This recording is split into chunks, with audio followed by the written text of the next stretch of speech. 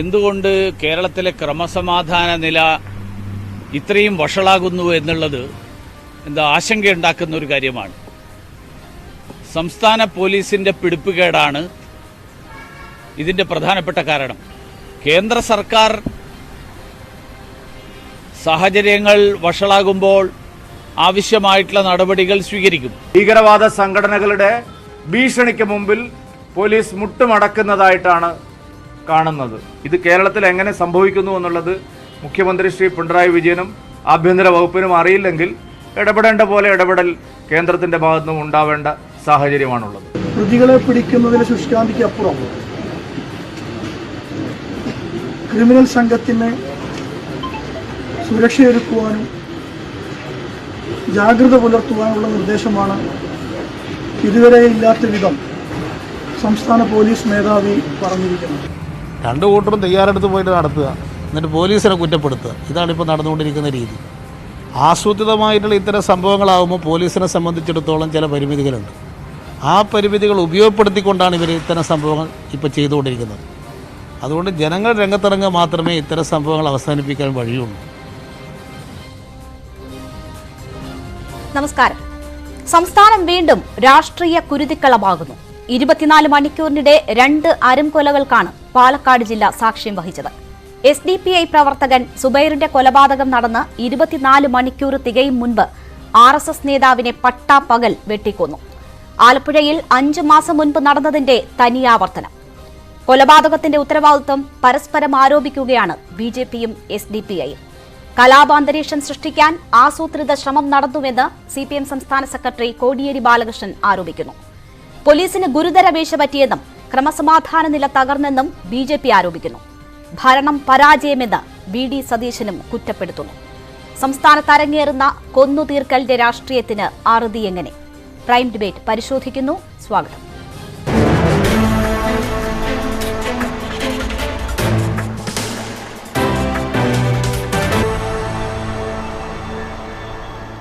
ചർച്ചയിൽ VK Sanoj DYFI പ്രതിനിധി, Shri Subhash Babu retired SP, Jayaraj Kaimal BJP പ്രതിനിധി എന്നിവർ ചേരുന്നു. ആദ്യം ശ്രീ സുഭാഷ് ബാബു, 24 മണിക്കൂറിനിടെ 2 അരും കൊലകൾക്കാണ് സംസ്ഥാനം സാക്ഷ്യം വഹിച്ചത്, പാലക്കാട് ജില്ല സാക്ഷ്യം വഹിച്ചത്. ക്രമസമാധാന നില തകർന്നു. പോലീസ് തീവ്ര ഭീകര സംഘടനകൾക്ക് മുന്നിൽ നോക്കി നിൽക്കുന്നു, കാഴ്ചക്കാരായി നിൽക്കുന്നു എന്ന ആരോപണമാണ് ഉയർന്നത്. താങ്കൾ എങ്ങനെയാണ് ഈ സംഭവങ്ങളെ കാണുന്നത്? രാഷ്ട്രീയ കൊലപാതകങ്ങൾ കേരളത്തെ സംബന്ധിച്ച് ആദ്യമല്ല, പക്ഷേ ഇങ്ങനെ മണിക്കൂറുകളുടെ വ്യത്യാസത്തിൽ പകരം വീട്ടി കൊല നടത്തുന്നത് ആലപ്പുഴയ്ക്ക് ശേഷം വീണ്ടും നമ്മൾ പാലക്കാട്ട് കാണുകയാണ്.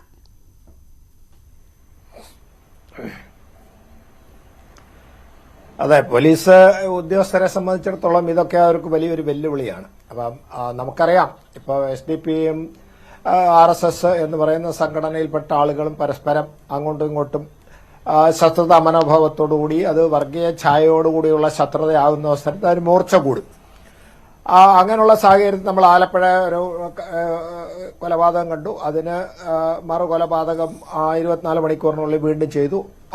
പിന്നെ അതേപോലെ തന്നെ ഇപ്പൊ പാലക്കാട്. അപ്പൊ അങ്ങനെ ഉണ്ടായതിന് ശേഷം ഞാൻ മനസ്സിലാക്കുന്നത്, അപ്പോൾ 2 സംഘടനകളും ഇനിയിപ്പോൾ ആര് കൊന്നാലും ശരി അങ്ങോട്ടും ഇങ്ങോട്ടും അതിന് മറുപടി കൊടുക്കണം. അല്ലെങ്കിൽ കൊലപാതകത്തിന് അതേമാതിരി തന്നെ തിരിച്ച് ഒരു കൊലപാതകം അടിയന്തരമായിട്ട് തന്നെ ചെയ്യണം. അത് എത്രയും പെട്ടെന്ന് ചെയ്യണം. അതാണ് ആ സംഘടനയുടെ ചാതുര്യം, അല്ലെങ്കിൽ അതാണ് നമുക്കുള്ള പ്രവർത്തനമുള്ള പ്രതിബദ്ധത എന്നുള്ള രീതിയിലാണ് ഇപ്പോൾ പ്രചരണം നടത്തിക്കൊണ്ടിരിക്കുന്നത്. നമുക്കൊക്കെ അറിയാം, ഇവിടെയൊക്കെയുള്ള ആളുകളോട് പറയുന്നുണ്ട് അങ്ങനെ ഇനിയും ഞങ്ങൾ അങ്ങോട്ടും ഇങ്ങോട്ടും വിട്ടുകൊടുക്കില്ല എന്ന് തന്നെയാണ് അവർ പറയുന്നത്. അപ്പോൾ ആ സാഹചര്യത്തിൽ ആലപ്പുഴ അതുണ്ടായ സാഹചര്യത്തിൽ ഇവിടെ ഇതേമാതിരി തന്നെ ആകസ്മികമായിട്ടൊരു കൊലപാതകം ഉണ്ട്. അതിന് മുമ്പ് പാലക്കാടൊരു കൊലപാതകം കുറച്ച് മാസങ്ങൾക്ക് മുമ്പ് ഉണ്ടായിരുന്നു. അപ്പോൾ അതിന്റെ ശേഷം ഇപ്പം അത് പാലക്കാട് ഇതിപ്പം ഇതേ രീതിയിലുള്ള സംഘടനകൾ ബന്ധപ്പെട്ട 3ാമത്തെ കൊലപാതകമാണ്. അപ്പോൾ ഇങ്ങനെ വരുന്ന അവസരത്തിൽ പോലീസിനെ സംബന്ധിച്ചുള്ള പോലീസിന് ഒരു പ്രധാനപ്പെട്ട ദൌത്യമുണ്ട്. കാരണം ഇതിൽ എന്ത് പ്രശ്നം ഉണ്ടായാലും ശരി, ഒരു ക്രമസമാധാന പ്രശ്നം, പ്രത്യേകിച്ച് രാഷ്ട്രീയമായോ വർഗീയമായിട്ടൊരു കൊലപാതകം നടന്നാൽ ഏറ്റവും കൂടുതൽ അത് ബാധിക്കുന്നത് പോലീസ് സംവിധാനത്തെയാണ്. അപ്പോൾ പോലീസ് സംവിധാനം അതുകൊണ്ട് അതിന് അവരുടേതായ ഉത്തരവാദിത്വം നിറവേറ്റാൻ തീർച്ചയായിട്ടും ബാധ്യസ്ഥരാണ്. പോലീസ് സാധാരണ ചെയ്യേണ്ടത് എന്താന്ന് പറഞ്ഞാൽ, ഇങ്ങനെയുള്ള ഒരു പ്രശ്നം ഉണ്ടായി, അത് തീർച്ചയായിട്ടും അതിനൊരു റിട്ടാലിയേഷൻ ഉണ്ടാവും. അതിനൊരു മറുകൊല ഉണ്ടാകും എന്നുള്ളത് നമുക്കൊക്കെ ശ്രീ സാധാരണ സുഭാഷ് ബാബു, ബുദ്ധിയുള്ള എല്ലാവർക്കും അറിയാം. ഇവിടുത്തെ പോലീസിനും അത് സാഹചര്യം അറിയാമെന്ന് ഞാൻ നോക്കിയാൽ മനസ്സിലാക്കുന്നു. ഇവിടുത്തെ സാഹചര്യം അപ്പോൾ നോക്കിയാൽ അങ്ങനെയുള്ള സാഹചര്യം- പോലീസിന് വീഴ്ച സംഭവിച്ചു എന്ന് താങ്കൾ കരുതുന്നുണ്ടോ? പാലക്കാട് പോലീസ് സ്റ്റേഷന് ഏതാണ്ട് 1/2 കിലോമീറ്റർ 1 കിലോമീറ്റർ ചുറ്റളവിലാണ് ഇന്ന് 24 മണിക്കൂറിനകം പകരം കൊലപാതകം നടന്നിരിക്കുന്നത്. അല്ല, കാരണമുണ്ട്. കാരണം പോലീസിന്റെ ആണല്ലോ ഉത്തരവാദിത്വം. അതാണ്ട് വേട്ടെ ആരുടെയല്ല, ഈ സംഘടനയുടെ ഉത്തരവാദിത്വമല്ല, നാട്ടുകാരുടെ ഉത്തരവാദിത്വമല്ല. നാട്ടുകാർ പോലീസിനെ സഹായിക്കുക എന്നുള്ളതിനപ്പുറത്തേക്ക് അവർക്ക് സ്വന്തമായി ഇതൊന്നും പ്രതിരോധിക്കാൻ കഴിയില്ല. അവർക്ക് വിവരങ്ങൾ നൽകുക എന്നുള്ളതും അതിന് പോലീസിന്റെ ഇടപെടൽ മാത്രമേ പറ്റുള്ളൂ. അതിനാൽ തന്നെ പോലീസിനെ സംബന്ധിച്ചോളം ഇങ്ങനെ ഒരു കൊലപാതകം ഉണ്ടായി, അത് തീർച്ചയായിട്ടും ഒരു മറുകൊലപാതകം ഉണ്ടാകും എന്നുള്ളത് ഏകദേശം ഊഹിക്കാവുന്ന. അത് വരുന്ന അവസരത്തിൽ എന്താണ് സാധാരണ മുമ്പൊക്കെ ചെയ്തുകൊണ്ടിരുന്നത് എന്താന്ന് പറഞ്ഞാൽ ഒരു രാഷ്ട്രീയ കൊലപാതകമോ അതേമാതിരി തന്നെ അതിനൊരു റിട്ടാലിയേഷൻ ഉണ്ടാകുകയാണെങ്കിൽ, പ്രത്യേകിച്ച് ഇപ്പോൾ ഇതേമാതിരി സംഘടനകളുടെ പ്രശ്നമൊക്കെ വരികയാണെങ്കിൽ എന്താ ചെയ്യുന്നതെന്ന് പറഞ്ഞാൽ അതിന് നമ്മൾ എത്രയും പെട്ടെന്ന് പോലീസ് ഉദ്യോഗസ്ഥന്മാർ പ്രധാനപ്പെട്ട ചില നേതാക്കന്മാരെ ഒരു പ്രിവെന്റീവ് അറസ്റ്റ് നടത്തും. ഏത് കക്ഷിയായാലും ശരി, 2 കക്ഷിയിലുള്ള ആളുകളായാലും ശരി. അത് കാരണം അതെന്തിനാണ്, ഒരു പ്രിവെന്റീവ് മെഷറാണ്. അപ്പൊ അങ്ങനെ ചെയ്തതിന് ശേഷം അവര് പോലീസിന്റെ കസ്റ്റഡിയിൽ ഇരുന്നതിന് ശേഷം അവരുടെ പേരിൽ ഇതേമാതിരി വീണ്ടും ചെയ്യാൻ സാധ്യതയുണ്ട് എന്നുള്ള രീതിയിൽ ഈ ക്രിമിനൽസ് 2 രീതിയിലുള്ള ക്രിമിനൽ സംഘത്തിന്റെ ലിസ്റ്റ് പോലീസിന്റെ കയ്യിലുണ്ട്. യാതൊരു ബുദ്ധിമുട്ടുമില്ല. അതിൽ കുറെ ആളുകളെ തെരഞ്ഞുപിടിച്ചാലും മതി. തെരഞ്ഞുപിടിച്ചതിന് ശേഷം ഒരു 10-20 ആളുകളെ വീതം അവർ കസ്റ്റഡിയിൽ വെക്കുക. വെച്ചതിന് ശേഷം അവരുടെ പേരിൽ നടപടി സ്വീകരിക്കാൻ പോകുന്നു എന്ന് പറയുമ്പോൾ എല്ലാവരുടെയും ശ്രദ്ധ അതിന്റെ പിന്നാലെ പോകും. അപ്പൊ തൽക്കാലം എന്ത് ചെയ്യുന്നു അറിയോ, ഈ 24 മണിക്കൂർ കൊണ്ടല്ലേ 42 മണിക്കൂർ മറുകൊല ചെയ്യണം എന്നുള്ളത് കുറച്ചങ്ങോട്ട് നീണ്ടുപോകുമ്പോൾ സാഹചര്യത്തിനനുസരിച്ച് ചിലപ്പം ഇതേമാതിരിയുള്ള ഈ വൈരാഗ്യ ബുദ്ധിയോടുള്ള മറുകൊലയ്ക്കുള്ള സാഹചര്യം ചിലപ്പോൾ നഷ്ടപ്പെട്ടു പോയി എന്ന് വന്നേക്കാം, അല്ലെങ്കിൽ ഇല്ലായ്മ ചെയ്യാൻ സാധിച്ചു എന്ന് വന്നേക്കാം. അപ്പൊ പോലീസിന് പ്രധാനമായിട്ട് പോലീസ് ഇങ്ങനെയുള്ള പ്രശ്നങ്ങളിൽ ചെയ്യേണ്ടത്, പോലീസിന് ഒരു രഹസ്യവിവര സമ്പാദനം നടത്തണം. അത് നാട്ടുകാർ കൊടുത്തതിന് ശേഷം പോലീസ് എന്ത് ചെയ്യുന്നത്, അവരിൽ നിന്ന് ആരൊക്കെയാണെന്ന് അത് തിരിച്ചറിയാൻ പോലീസിന്റെ ശ്രമം നടത്തണം. തിരിച്ചറിഞ്ഞ ആളുകളെ അതിൽ നിന്ന് പിന്തിരിപ്പിക്കാൻ ശ്രമിക്കണം. പിന്തിരിക്കാൻ ശ്രമിച്ചിട്ടും അവരുടെ അന്വേഷണത്തിൽ വീണ്ടും അവർ ചെയ്യാൻ, അല്ലെ സംഘടന ചെയ്യാൻ സാധ്യതയുണ്ടെങ്കിൽ ബന്ധപ്പെട്ട ആളുകളെ വിളിച്ചിട്ട് അവരെ സംബന്ധിച്ച് ഉപദേശിക്കുകയും അതിനുശേഷം താക്കീത് ചെയ്യുകയും ചെയ്യുക. എന്നിട്ടും ചെയ്യണമെന്നുണ്ടെങ്കിൽ ഇതേമാതിരി പ്രിവെന്റീവ് അറസ്റ്റ് ചെയ്തിട്ട് കുറ്റകൃത്യം ഉണ്ടാകാതെ തടഞ്ഞിരിക്കണം. അതാണ് പോലീസിന്റെ നിയമം. അത് പാലിക്കപ്പെടുന്നില്ല എന്നുള്ളത് കൊണ്ടാണ് പോലീസ് ഇപ്പോൾ ഇതേമാതിരി ഒരു പ്രസ്ഥാനത്ത് വരുന്നത്, വിമർശിക്കപ്പെടുന്നത്. ദയവായി തുടരുക. താങ്കൾ ഇപ്പോൾ BJP പ്രതിനിധി ശ്രീ ജയരാജ് കൈമൾ നമുക്കൊപ്പം ചേരുകയാണ്. ശ്രീ ജയരാജ് കൈമൾ, നിങ്ങളുടേതിൽ ഉൾപ്പെട്ട ഒരു പ്രവർത്തകൻ നഷ്ടപ്പെട്ടു, അരുംകൊലയാണ് ഉണ്ടായത്. അതിന്റെ എല്ലാവിധത്തിലുമുള്ള വിഷമത്തിൽ ഒപ്പം നിന്നുകൊണ്ട് തന്നെ ചോദിക്കുകയാണ്. പക്ഷേ അങ്ങനെ ഒരു സംഭവത്തിലേക്ക് നയിച്ചത് ഇന്നലെ നടന്ന കൊലപാതകമല്ലേ? അതിന്റെ ഉത്തരവാദിത്വത്തിൽ നിന്ന് നിങ്ങൾക്ക് ഒഴിഞ്ഞു മാറാൻ കഴിയുമോ?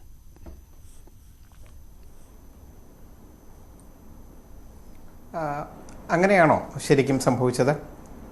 വസ്തുതകളുടെ അടിസ്ഥാനത്തിൽ നമ്മൾ സംസാരിക്കുകയാണെങ്കിൽ ഈ പിണറായി വിജയൻ സർക്കാർ കേരളത്തിൽ അധികാരത്തിലേറിയതിനു ശേഷം കഴിഞ്ഞ 6 വർഷത്തിനിടയിൽ ഞങ്ങൾക്ക് നഷ്ടപ്പെട്ടത് ഞങ്ങളുടെ 24 പ്രവർത്തകരെയാണ്. 1-2 24 പ്രവർത്തകരെയാണ്. വളരെ സംയമനത്തോടു കൂടിയും അതുപോലെ തന്നെ തീർത്തും ജനാധിപത്യ രീതിയിലുമാണ് BJPയും അതുപോലെ തന്നെ കേരളത്തിലെ സംഘപരിവാർ സംഘടനകളും കാര്യങ്ങളെ വീക്ഷിക്കുകയും അതിനെ അവലോകനം ചെയ്യുകയും അതുമായി മുന്നോട്ട് പോവുകയും ചെയ്യുന്നത്. ഇപ്പോൾ ആങ്കർ പറയുകയുണ്ടായി, ഇതൊരു തിരിച്ചടി ആയിരുന്നില്ലേ അല്ലെങ്കിൽ റിട്ടാലിയേഷൻ ആയിരുന്നില്ലേ എന്ന് അങ്ങ് ചോദിച്ചു. നോക്കൂ, ഈ കഴിഞ്ഞ കാലത്താണ് പാർട്ടിയുടെ സമുന്നതനായ നേതാവും അതുപോലെ തന്നെ OBC മോർച്ചയുടെ സംസ്ഥാന സെക്രട്ടറിയുമായിരുന്ന അഡ്വക്കേറ്റ് രഞ്ജിത്ത് ശ്രീനിവാസൻ, BJPയുടെ കാൻഡിഡേറ്റ് കൂടിയായിരുന്നു അദ്ദേഹം. അതിന് തൊട്ട് മുന്നേ നടന്ന തെരഞ്ഞെടുപ്പിൽ, കഴിഞ്ഞ നിയമസഭാ തെരഞ്ഞെടുപ്പിലല്ല, അതിന് തൊട്ടേ മുന്നേ നടന്ന തെരഞ്ഞെടുപ്പിൽ എന്തിൻ്റെ അടിസ്ഥാനത്തിലാണ് ഒരു പെറ്റി കേസ് പോലും രജിസ്റ്റർ ചെയ്തിട്ടില്ലാത്ത തീർത്തും സാത്വികനായ ഈ പറയുന്ന ആലപ്പുഴ ബാറിൽ ഏറ്റവും അറിയപ്പെടുന്ന അഭിഭാഷകരിൽ ഒരാൾ കൂടിയാണ് അഡ്വക്കേറ്റ് രഞ്ജിത്ത് ശ്രീനിവാസൻ. എന്തിൻ്റെ അടിസ്ഥാനത്തിലായിരുന്നു അദ്ദേഹത്തെ പട്ടാപ്പകൽ വീട്ടിൽ ഈ പറയുന്ന ഭാര്യയുടെയും അമ്മയുടെയും കുട്ടിയുടെയും മുന്നിൽ വെച്ചിട്ട് ഈ പറയുന്ന PFI തീവ്രവാദികൾ, SDPI തീവ്രവാദികൾ അരിങ്കൊല ചെയ്തത്? ഇതേ പാലക്കാട് പറഞ്ഞ ഇതേ പാലക്കാട് ആലപ്പുഴയിൽ അതിന് തൊട്ട് മുൻപുള്ള ദിവസം നടന്നത്, അതിന് തൊട്ട് മുൻപുള്ള ദിവസം അവിടെ എന്താണ് നടന്നത്? നോക്കൂ, ഒന്ന് എന്നെ പറഞ്ഞ് പൂർത്തിയാക്കാൻ നിങ്ങൾ അനുവദിക്കുക. നിങ്ങളുടെ എല്ലാ ചോദ്യത്തിനും മറുപടി പറഞ്ഞതിന് ശേഷം മാത്രമേ ഞാൻ പോകത്തുള്ളൂ. നിങ്ങൾ പാലക്കാട്ടെ ഒരു സംഭവം എടുത്തു കാണിച്ച് നിങ്ങൾ ചോദിച്ചതുകൊണ്ട് മാത്രമാണ് ഞാൻ പഴയ കണക്കുകളിലേക്ക് എനിക്ക് പോകേണ്ടി വന്നത്. കണക്ക് പറഞ്ഞ് വാദിച്ച് വിജയിക്കാനല്ല ഞാനിവിടെ വന്നിരിക്കുന്നതും. നിങ്ങൾ നോക്കൂ, ഇതുപോലെ തന്നെ സംഭവിച്ച മറ്റൊന്നാണ് ഇതേ പറഞ്ഞ പാലക്കാട് സഞ്ജിത്തിൻ്റെ കൊലപാതകം. സഞ്ജിത്തിൻ്റെ കൊലപാതകം നടന്നിട്ട് ഏകദേശം 4 മാസം കഴിഞ്ഞു. ഇതുവരെ ഈ പറയുന്ന പോലീസിന് കൃത്യമായി പ്രതികളെ പിടിക്കാനോ അല്ലെങ്കിൽ ഈ പറയുന്ന അതിൽ ഏർപ്പെട്ട കുറ്റവാളികളെ നിയമത്തിന് മുന്നിൽ എത്തിക്കാനോ കഴിഞ്ഞിട്ടുണ്ടോ? അതുപോലെ തന്നെയാണ് താങ്കൾ ഒരു ചോദ്യത്തിന് മറുപടി പറയുമ്പോൾ വസ്തുതകൾ പറഞ്ഞു പോവുക. അതിൽ എന്തെങ്കിലും ചോദ്യങ്ങൾ ഉണ്ടെങ്കിൽ ഇടപെടലുകളും ഉണ്ടാകും. അതിന്റെ പ്രതികൾ പിടിയിലായില്ലേ? ഞാൻ പറയുന്നത്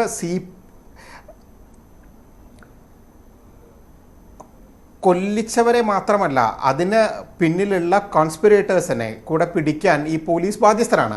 അത്തരത്തിലൊരു സംഭവം ഇവിടെ നടന്നിട്ടുണ്ടോ? ദൗർഭാഗ്യകരമായ, നിങ്ങൾ നോക്കൂ, ഇന്ന് നടന്ന കൊലപാതകം, അതിൻ്റെ വസ്തുതകളിലേക്ക് നിങ്ങളൊന്ന് കടന്നു നോക്കൂ. മേലാമുറി എന്ന് പറയുന്ന സ്ഥലം, പാലക്കാട്ടെ മേലാമുറി എന്ന് പറയുന്ന സ്ഥലം ചെറുതും വലുതുമായ കഴിഞ്ഞ കാലഘട്ടങ്ങളിൽ 91ഓളം കലാപങ്ങൾ, ചെറിയ വർഗീയ ലഹളകൾ ഉണ്ടായ ഒരു സ്ഥലമാണ് അവിടെ. അവിടെയാണ് ഇന്ന് ഏകദേശം 1 മണിക്ക് ഈ പറയുന്ന നാടിനെ നടുക്കിക്കൊണ്ട് ഒരു കൊലപാതകം നടന്നിരിക്കുന്നത്.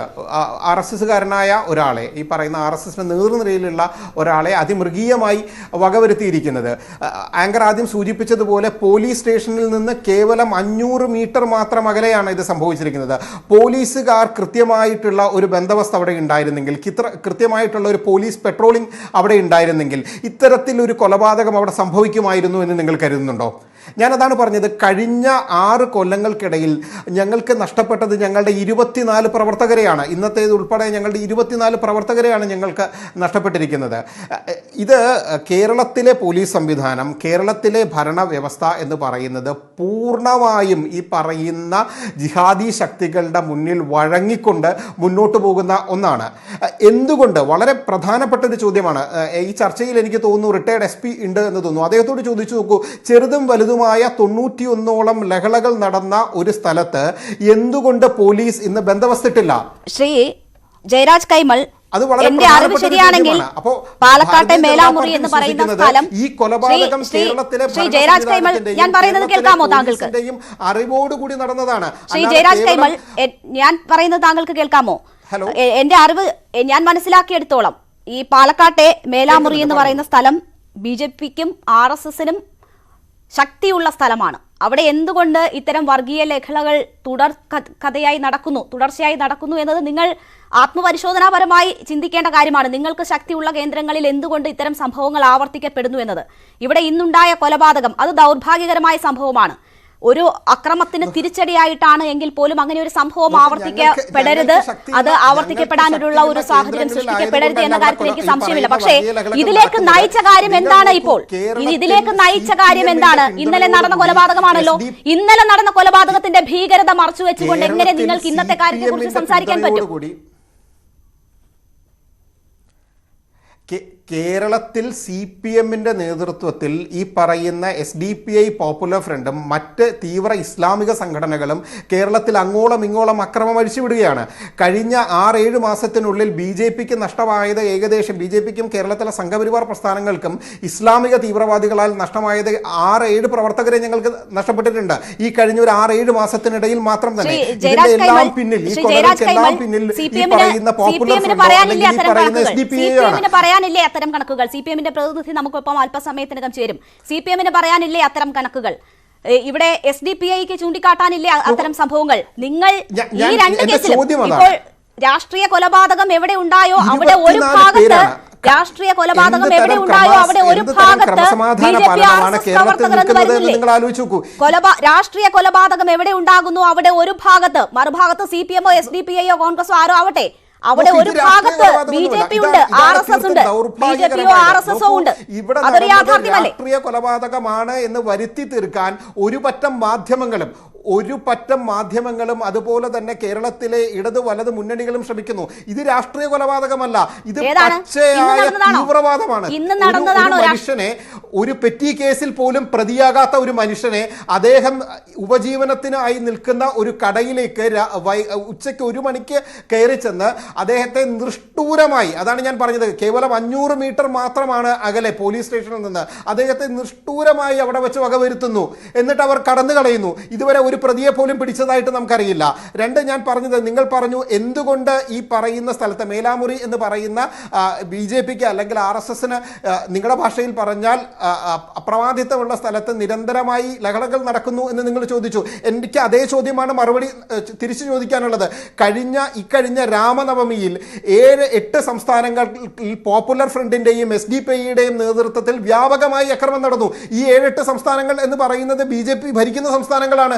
ഞാൻ അതാണ് പറഞ്ഞത്, ഇതിനെ ഒരു രാഷ്ട്രീയ കൊലപാതകമായി ചിത്രീകരിക്കേണ്ടത് ഇവിടെ ചില നിക്ഷിപ്ത താല്പര്യക്കാരുടെ ആവശ്യമാണ്. ഇതൊരു രാഷ്ട്രീയ കൊലപാതകമല്ല, മറിച്ച് എന്താണ് ഇവിടെ സംഭവിക്കുന്നത്? വസ്തുതയുടെ അടിസ്ഥാനത്തിൽ നമ്മൾ സംസാരിക്കും. ഇവിടെ എന്താണ് സംഭവിച്ചിരിക്കുന്നത്?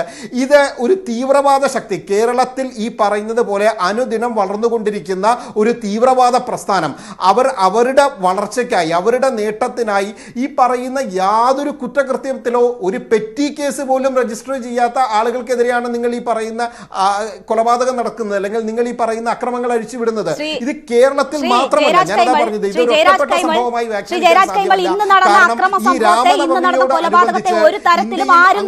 അനുകൂലിക്കുന്നില്ല, അല്ലെങ്കിൽ അതിനെ കുറിച്ച് കാണുന്നില്ല. ഞാൻ പറയുന്നത് കേൾക്കാമോ താങ്കൾക്ക്? ഇന്ന് നടന്ന കൊലപാതകം അക്രമങ്ങളുടെയും ഭാഗമാണ് നമ്മൾ പാലക്കാട്. ജയരാജ് കൈമൾ, ഇന്ന് നടന്ന കൊലപാതകമോ ഇന്നലെ നടന്ന കൊലപാതകം ഏതായാലും അങ്ങനെ സംഭവിക്കാൻ പാടില്ലാത്തതാണ്. ഇന്നലെ ഒരു സംഭവം നടന്നതാണല്ലോ ഇന്നത്തെ സംഭവത്തിലേക്ക് പ്രേരിപ്പിച്ച ഘടകം. അപ്പോൾ അത് മറച്ചു വെച്ചുകൊണ്ട്, അത് ഇല്ല എന്ന് വരുത്തിക്കൊണ്ട് എങ്ങനെ ഇത് മാത്രം ഭീകര സംഘടനകൾ നടത്തിയ കൊലപാതകം എന്ന് പറയാൻ പറ്റും? ഇന്നലെയും പട്ടാപ്പകലല്ലേ കൊലപാതകം നടന്നത്? പള്ളിയിൽ നമസ്കാരം കഴിഞ്ഞിട്ട് സ്വന്തം അച്ഛനൊപ്പം വണ്ടിയിൽ പോയ ആളെയല്ലേ വെട്ടിക്കൊലപ്പെടുത്തിയത്?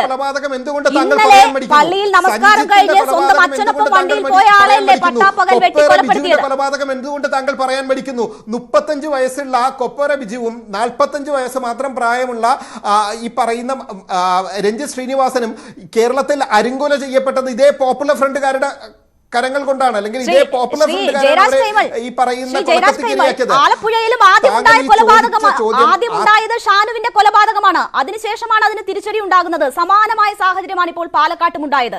സഞ്ജിത്തിന്റെ കൊലപാതകം നടന്നിട്ട് 5 മാസം പിന്നിടുന്നു. റമദാൻ മാസം നോക്കി വിഷു ആഘോഷിച്ച് ആളുകൾ വീട്ടിലിരിക്കുന്ന സമയത്താണ് അതിന്റെ പ്രതികാര നടപടി ഉണ്ടാകുന്നത്. അതൊട്ടും ആസൂത്രിതമല്ല, ഒന്നും അറിഞ്ഞില്ല, അതിലൊരു ഭീകരതയും ഇല്ല എന്ന് താങ്കൾക്ക് എങ്ങനെ ന്യായീകരിക്കാൻ കഴിയും?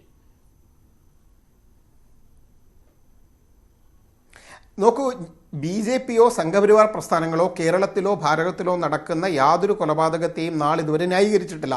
ഞങ്ങൾക്ക് അതിൻ്റെ ആവശ്യവുമില്ല. ഞങ്ങളൊരു ജനാധിപത്യ രാഷ്ട്രീയ പാർട്ടിയാണ് ഭാരതീയ ജനതാ പാർട്ടി എന്നുള്ളത്.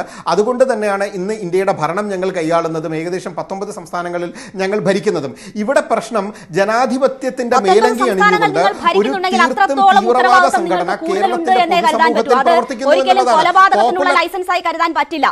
ദയവായി താങ്കൾ തുടരൂ. ഇപ്പോൾ VK സനോജ് കൂടി നമുക്കൊപ്പം ചേരുകയാണ്. ശ്രീ സനോജ്, പാലക്കാട് ഇന്നലെ ഒരു അനിഷ്ട സംഭവം ഉണ്ടായി. ഒരിക്കലും ആരും കാണാനും കേൾക്കാനും ആഗ്രഹിക്കാത്ത സംഭവം. നല്ലൊരു ദിവസം മലയാളികൾ വിഷു ആഘോഷിക്കുന്ന സമയത്താണ് അത്തരം ഒരു സംഭവം ഉണ്ടായത്. പക്ഷേ നമ്മളുടെ ഇപ്പോഴത്തെ സാഹചര്യം അനുസരിച്ച് അതിനൊരു പ്രത്യാക്രമണം ഉണ്ടാകും എന്ന സൂചനകൾ വളരെ ശക്തമായിട്ടുണ്ടായിരുന്നു. എന്നിട്ട് പോലും അവിടെ സുരക്ഷ ശക്തമാക്കിയിട്ട് പോലും അതിന്റെ പ്രത്യാക്രമണം തടയാൻ നമുക്ക് കഴിഞ്ഞിട്ടില്ല എന്നത് പോലീസിന്റെ ഭാഗത്തു നിന്നുണ്ടായ ഗുരുതര വീഴ്ചയല്ലേ? ഇത് പോലീസിന്റെ നേരെയാണോ ഈ ആരോപണങ്ങൾ മുഴുവൻ ഉന്നയിക്കേണ്ടത്? അത് നമ്മുടെ നാട്ടില് സമാധാനം തകർക്കാൻ വേണ്ടി 2 തീവ്രവാദ പ്രസ്ഥാനങ്ങൾ മത്സരിച്ച് കൊല നടത്തിക്കൊണ്ടിരിക്കുകയാണ്. അപ്പൊ നമ്മൾ അതിനെക്കുറിച്ചാണ് ചർച്ച ചെയ്യേണ്ടത്. അപ്പൊ മത്സരിച്ച് കൊല നടത്തുന്ന ഈ സംഘങ്ങളോട് ഈ വാള് അരയിൽ തിരിച്ചു പോകാൻ പറഞ്ഞതിന് പകരം ഇതിന്റെ എല്ലാം ഉത്തരവാദി ഈ ഭരണം നടത്തുന്ന മുന്നണിയും അതിന് നേതൃത്വം കൊടുക്കുന്ന സംവിധാനവും എല്ലാമാണെന്ന് സ്ഥാപിക്കാൻ വേണ്ടി നടത്തുന്ന ശ്രമം എന്തിനാണെന്ന് മനസ്സിലാവുന്നില്ല. ഇവിടെ SDPI ഒരു ഭാഗത്ത് RSS, ഇപ്പം ഞാൻ ആദ്യത്തെ ചർച്ച കേട്ടില്ല. ഇപ്പൊ RSSന്റെ നേതാവെന്ന് സംസാരിക്കുന്നത് കേട്ടത് ഇന്നലെ നടന്ന കൊലപാതകം നല്ല കൊലപാതകമായിരുന്നു, അപ്പൊ ഇന്ന് നടത്തിയ കൊലപാതകം തീവ്രവാദ കൊലപാതകം എന്നൊക്കെയാണ് അദ്ദേഹം പറയുന്നത്. ഇതൊക്കെ നാട്ടിലെ ജനങ്ങൾ വിലയിരുത്തുന്നുണ്ട്. രണ്ടു കൂട്ടരും മത്സരിച്ച് കൊലക്കിറങ്ങിയിരിക്കുകയാണ്. ഇവരുടെ ആയുധം താഴെ വെക്കണം എന്നാണ് പറയുന്നത്. ഇപ്പൊ കേരളത്തിൽ പൊതുവെ സമാധാനപരമായ ഒരു അന്തരീക്ഷം മുന്നോട്ട് പോകേണ്ടതുണ്ട്. കേരളത്തിൽ ഇപ്പൊ വളരെ ഗൗരവമായി ചർച്ച ചെയ്തുകൊണ്ടിരിക്കുന്ന കേരളത്തിന്റെ വികസനം ഉൾപ്പെടെയുള്ള കാര്യങ്ങൾ, ലോകത്തിനാകെ മാതൃകയായിട്ടുള്ള ഒട്ടേറെ പദ്ധതികൾ, അതെല്ലാമായി ബന്ധപ്പെട്ട് കേരളം അതിവേഗം മുന്നേറിക്കൊണ്ടിരിക്കുകയാണ്. ഈ മുന്നേറിക്കൊണ്ടിരിക്കുന്ന കേരളത്തിന് നേതൃത്വമായിട്ട് ഇടതുപക്ഷ ഗവൺമെന്റ് ശക്തമായ നേതൃത്വമായി നിലനിൽക്കുകയാണ്.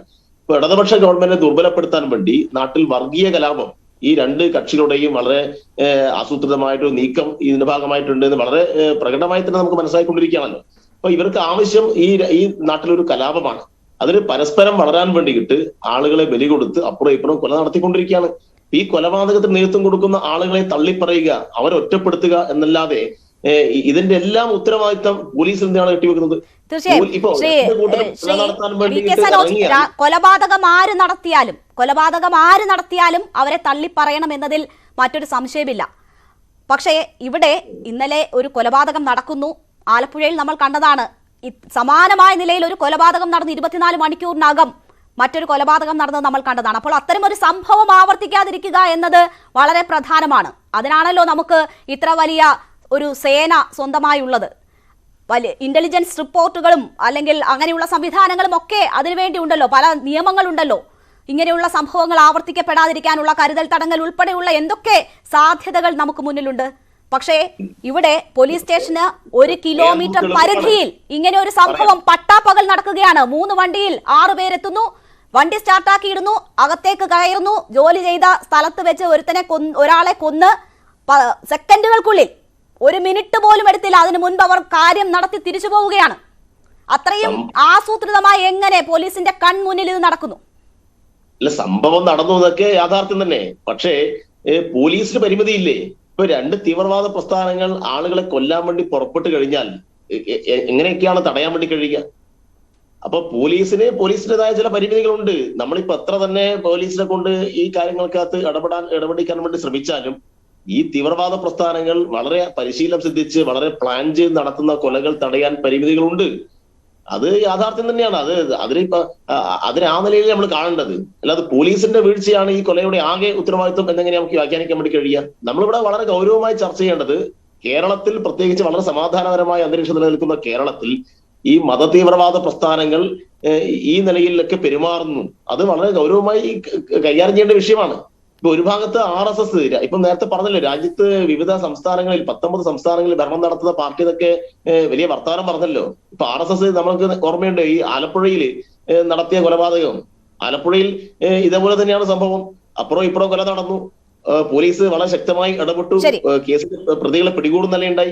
പോലീസിന് ആ ഘട്ടത്തിലേക്ക് ഇടപെടാൻ വേണ്ടി കഴിയുമെന്നല്ലാതെ ആസൂത്രിതമായി കൊല്ലണമെന്ന് തീരുമാനിച്ച് ഉറപ്പിച്ച തീവ്രവാദ ജ്വരം പിടിച്ച ആളുകളെ എങ്ങനെയാണ് കൈകാര്യം ചെയ്യാൻ പറ്റുന്ന വഴികളുണ്ടോ?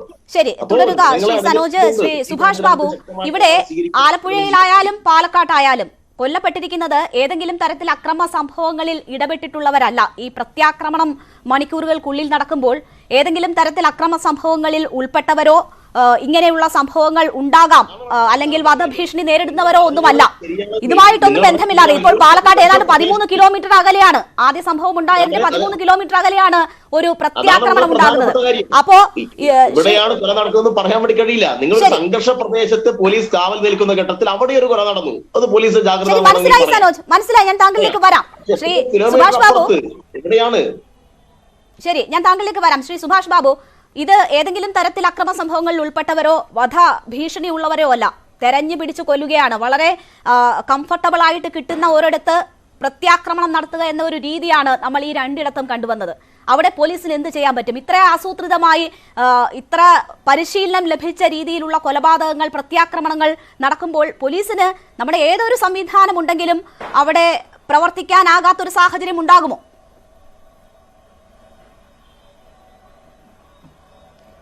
അല്ല, പോലീസിനെ സംബന്ധിച്ചിടത്തോളം പരിമിതികളുണ്ട്, അത് നമ്മൾ അംഗീകരിക്കണം. പക്ഷെ ഇവിടെ ഉണ്ടായ കാര്യം എന്താന്ന് പറഞ്ഞു കഴിഞ്ഞാൽ, ഈ പോലീസ് ഉദ്യോഗസ്ഥരെ സംബന്ധിച്ചുള്ള ഏതെങ്കിലും സംഘർഷ സാഹചര്യം ഉണ്ടാക്കാൻ ഉതകുന്ന രീതിയിൽ ഒരു കൊലപാതകമോ ആക്രമണമോ അത് വർഗീയമോ സംഘടനാപരമായ പ്രശ്നങ്ങളാൽ ഉണ്ടായാൽ അതിൽ ഇതേമാതിരിയുള്ള കൊലപാതകങ്ങൾ വീണ്ടും ഉണ്ടാകാൻ സാധ്യതയുണ്ട്, അല്ലെങ്കിൽ പിന്നെ എതിർ കൊലപാതകങ്ങൾ ഉണ്ടാകാൻ സാധ്യമുണ്ട് എന്ന് കാണുമ്പോൾ സാധാരണ പോലീസ് മുൻപ് ഞങ്ങളൊക്കെ ചെയ്തുകൊണ്ടിരുന്നത് എന്താന്ന് പറഞ്ഞാൽ ആ പ്രദേശത്തുള്ള പ്രധാനപ്പെട്ട ആളുകളെ, കുറെ ആളുകളെ, രണ്ട് പാർട്ടിയിൽപ്പെട്ട ആളുകളെ കസ്റ്റഡിയിലെടുക്കും. കസ്റ്റഡി എടുത്തതിന് ശേഷം എന്താന്ന് പറഞ്ഞാൽ ആ കസ്റ്റഡിയിൽ എടുക്കുന്നതോടുകൂടിയിട്ട് ഇവരുടെ പിന്നാലെയായിരിക്കും പൊതുവെ ആൾക്കാരൊക്കെ പോയിക്കൊണ്ടിരിക്കുന്നത്. അപ്പോൾ അതുകൊണ്ട് എന്താന്ന് പറഞ്ഞാൽ അത് അവിടുത്തെ ആ തിരിച്ചുള്ള കൊലപാതകം, അതായത് ഒരു കൗണ്ടർ അറ്റാക്ക് എന്ന് പറയുന്നത് ചിലപ്പോൾ അങ്ങോട്ടും ഇങ്ങോട്ടും മാറി പ്രത്യേകിച്ച് ഈ ഒരു ഇത്രയും ആളുകളെയൊക്കെ പോലീസ് കൈകാര്യം ചെയ്യുന്നതോടുകൂടി അത് ഡിഫ്യൂസ് ചെയ്യാൻ, അതല്ലെങ്കിൽ അതിന്റെ വീര്യം കുറച്ച്, അല്ലെ അവരുടെ ആ സമയത്തുള്ള ആ വീര്യം കുറച്ച്, ആ പക കുറച്ച് കൊണ്ടുവന്ന് അതില്ലാതാക്കാൻ പോലീസിന് സാധിക്കേണ്ടതാണ്. പക്ഷെ ഇവിടെ ഇപ്പൊ എന്താന്ന് പറയാ, അങ്ങനെ ഒരു നടപടി പോലീസിന്റെ ഭാഗത്തു നിന്ന് കേരള സംസ്ഥാനത്തിൽ ഉണ്ടാകുന്നേ ഇല്ല. അത് മാറ്റപ്പെടണം. അത് മാറ്റാതെ നമുക്കിതിന് യാതൊരു പ്രതിവിധി ഉണ്ടാകാൻ പറ്റില്ല. പിന്നെ അവിടെ നിന്ന് ചോദിച്ച ഒരു ചോദ്യത്തിലെ പ്രധാന കാര്യം എന്താന്ന് പറഞ്ഞാൽ ഇത് ഒരു കേസിൽ പോലും പെടാത്ത, ക്രിമിനലുകളല്ലാത്ത ഇതേമാതിരിയുള്ള അതിൽപ്പെട്ട പ്രവർത്തകരെ വധിക്കുന്നു. അതിന്റെ അർത്ഥം എന്താ പറയുക, വ്യക്തിവിദ്വേഷമല്ല ഇവിടെ, ഇത് സംഘടനാ വിദ്വേഷമാണ്. സംഘടനാ വിദ്വേഷത്തിന് ആളുകളെ നോക്കില്ല, സംഘടനപ്പെട്ടവൻ എന്റെ ശത്രു എന്ന് തീരുമാനിക്കുന്ന ഒരു അധമ സംസ്കാരത്തിന്റെ ഭാഗമായിട്ടുണ്ടാകുന്ന കൊലപാതകങ്ങളാണ്. ആ അധമ സംസ്കാരം മാറ്റണമെങ്കിൽ നമുക്ക് പുറത്ത് പോലീസിനോ അല്ലെങ്കിൽ വേറെ ആർക്കും സാധ്യമല്ല, അതാത് സംഘടനകളിൽ തന്നെ വേണം. ഇതേമാതിരി അക്രമ സ്വഭാവമുള്ള ആക്രമിക്കുന്ന ആളുകളെ തെരഞ്ഞുപിടിച്ച് കൊല്ലുക എന്ന് പറഞ്ഞാൽ ഒരു അംശമെങ്കിലും, ന്യായീകരണമില്ലെങ്കിൽ ഒരു അംശമെങ്കിലും അതിനെ ന്യായീകരിക്കാം. ഇതൊക്കെ ശുദ്ധ അധിക പ്രസംഗം, തോന്നിവാസം, ധിക്കാരം എന്ന് മാത്രമേ നമുക്ക് പറയാൻ പറ്റുള്ളൂ. അപ്പൊ അതുകൊണ്ട് ഇതേ രീതിയിൽ ആരെങ്കിലും കണ്ടവനെയൊക്കെ കൊന്നതിന് ശേഷം ഞങ്ങൾ സമർത്ഥനാണ് എന്ന് പറയുക, അല്ലെങ്കിൽ ഞങ്ങൾ പകവീട്ടി എന്ന് പറയുക, അതൊന്നും ഒരു സംഘടനയ്ക്ക് ഭൂഷണമല്ല. എന്തായാലും ശരി, അത് ഈ വ്യക്തിവിദ്വേഷം അല്ല എന്നുള്ളത് നമുക്ക് പ്രകടനമാണ്. ഇതെന്താണ് അറിയുക, സംഘടനാ വിദ്വേഷമാണ്. സംഘടനാ വിദ്വേഷം സംഘടനാ തലത്തിൽ അവര് സ്വയം ആലോചിച്ച് തീരുമാനിച്ചുറപ്പിക്കുക, അല്ലെങ്കിൽ പരസ്പരം ആലോചിച്ച് തീരുമാനിക്കുക. അത് ഗവൺമെന്റിനോ പോലീസിനോ അതിനകത്ത് ആലോചനയിലൂടെ കൂടി ശക്തമായ ഇടപെടലിലൂടെ, ഇല്ലെങ്കിൽ അവരെയൊക്കെ പിടിച്ച് കിടക്കട്ടെന്ന്. ഇപ്പൊ നമ്മുടെ ഗുണ്ടാ ആക്ട് ഒക്കെ പറയുന്നത് എന്തിനാന്ന് പറഞ്ഞാൽ, കാപ്പ നിയമം എന്നൊക്കെ പറഞ്ഞാൽ പ്രതി ചേർക്കണമെന്നൊന്നും നിർബന്ധമില്ല. ഇവരുടെ പ്രവർത്തനം സമൂഹത്തിന് അപകടകരമായ രീതിയിലുള്ള കുറ്റകൃത്യം ചെയ്യാൻ സാധ്യതയുള്ള ആളുകളുടെ പേരിൽ എടുക്കാവുന്നതാണ് കാപ്പ. എന്തുകൊണ്ട് 10, 2 പേർ, 4 പേരുടെ കൂടെ ചെയ്യുന്നില്ല? അതിനെന്താ പോലീസ് അത് പ്രതിരോധത്തിലാവുന്ന പോലീസിന്റെ ഭാഗത്തു നിന്നും ഉണ്ട് എന്ന് തന്നെയാണ് പറയുന്നത്. ഞാൻ മറ്റതിഥികളിലേക്ക് തിരിച്ചെത്താം ചെറിയൊരു ഇടവേളയ്ക്ക് ശേഷം.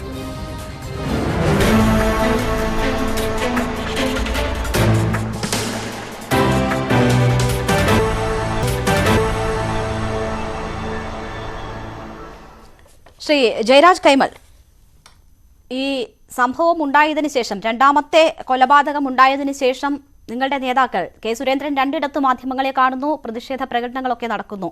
കേന്ദ്രമന്ത്രി വി മുരളീധരൻ മാധ്യമങ്ങളെ കണ്ടു. സാഹചര്യം വഷളാകുമ്പോൾ കേന്ദ്രം നിയമപരമായ ഇടപെടൽ നടത്തുമെന്നാണ് വി മുരളീധരൻ പറഞ്ഞത്. കെ സുരേന്ദ്രനും സമാനമായ കാര്യമാണ് പറയുന്നത്. ഈ കേന്ദ്ര ഇടപെടൽ ഉണ്ടാക്കാനുള്ള ഒരു സാഹചര്യം സൃഷ്ടിക്കുകയാണോ നിങ്ങൾ ചെയ്യുന്നത്? അല്പം ഉളുപ്പ് വേണ്ടേ? ഇവിടെ സമാധാനപരമായി പോയ ഒരു സ്ഥലത്ത് ആദ്യം അക്രമ സംഭവം ഉണ്ടാക്കുന്നു, അതിന് പ്രത്യാക്രമണം ഉണ്ടാകുമെന്ന് ഉറപ്പിക്കുന്നു, അതിനുശേഷം ഇങ്ങനെയൊക്കെ പറയുമ്പോൾ ഇത് കേൾക്കുന്ന മനുഷ്യർ അരിയാഹാരം കഴിക്കുന്നവരല്ലേ?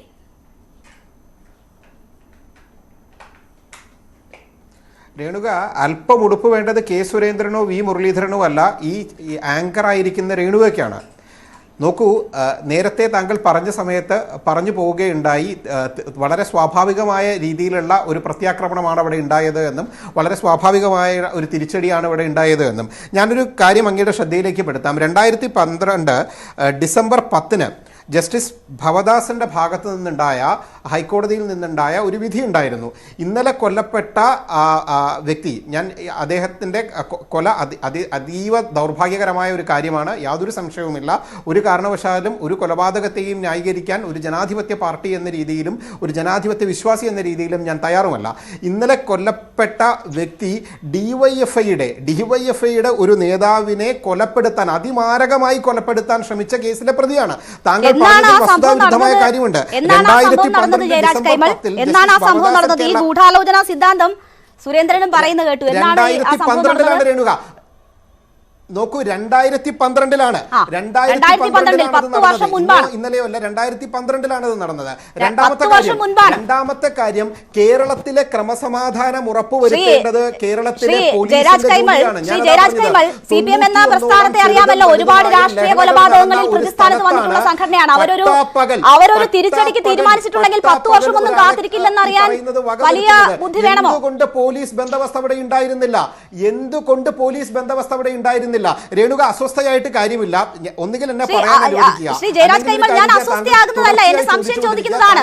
ഇവിടെ CPM എന്ന് പറയുന്ന രാഷ്ട്രീയ സംഘടന പ്രതിസ്ഥാനത്ത് വരുന്ന രാഷ്ട്രീയ കൊലപാതകങ്ങളും ഉണ്ടാകാറുണ്ടല്ലോ, അതും കേരളം കാണുന്നതാണ്.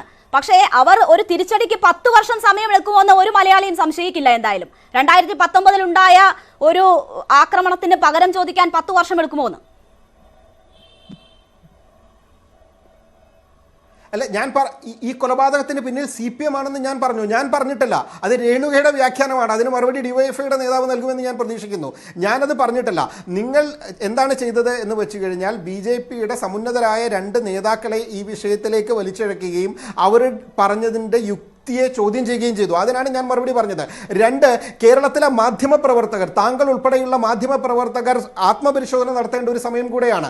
നോക്കൂ, ഒരു പ്രവർത്തകൻ, അത് ഏത് പാർട്ടിയിലെ ആയിക്കോട്ടെ, X or Y, ഏത് പാർട്ടിയിൽ ഉള്ള ആളോ ആയിക്കോട്ടെ, ഒരു പ്രവർത്തകൻ മരിച്ചപ്പോൾ ഇന്ന് കേരളത്തിലെ KUWJ, അതായത് കേരള യൂണിയൻ ഓഫ് വർക്കിംഗ് ജേർണലിസ്റ്റിൽ മെമ്പർഷിപ്പ് ഉള്ള ഒരു മാധ്യമ പ്രവർത്തകൻ ഇട്ടിരിക്കുന്നതാണ്. അദ്ദേഹത്തിന്റെ പേര് അബ്ദുള്ള PC എന്നാണ്. അദ്ദേഹത്തിന്റെ ഒരു ഫേസ്ബുക്ക് ഉണ്ട്, നിങ്ങളെടുത്ത് നോക്കൂ. ഇത്തരത്തിലാണോ? ഞാനതാ പറഞ്ഞത്, ഇത്തരം കൊലപാതകങ്ങളെ, പ്രത്യേകിച്ച് ഇത്തരം തീവ്രവാദ സംഘടനകൾ നടത്തുന്ന കൊലപാതകങ്ങളെ വെള്ളപൂശുക എന്ന് പറയുന്നത് കേരളത്തിലെ ഒരു പറ്റം മാധ്യമ പ്രവർത്തകരും അതുപോലെ തന്നെ കേരളത്തിലെ ഇടത് വലത് മുന്നണികളും കാലാകാലങ്ങളായി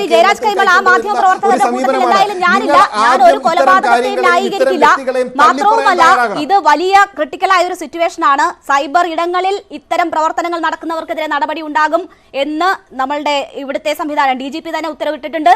അതിനുള്ള നടപടികൾ ഉണ്ടാകുമെന്ന് നമുക്ക് പ്രതീക്ഷിക്കാം. എന്തായാലും ആ കൂട്ടത്തിൽ എന്നെ പെടുത്തേണ്ട താങ്കൾ ദയവായി തുടരുക. ശ്രീ VK സനോജ്, ഇന്ന് രണ്ടാമത് മാധ്യമങ്ങളെ കണ്ടപ്പോൾ K സുരേന്ദ്രനും ഇക്കാര്യം ചൂണ്ടിക്കാണിച്ചു. DYFI പ്രവർത്തകനെ ആക്രമിച്ച കേസിലെ പ്രതിയാണ് ഇങ്ങനെ നടക്കുന്നത്.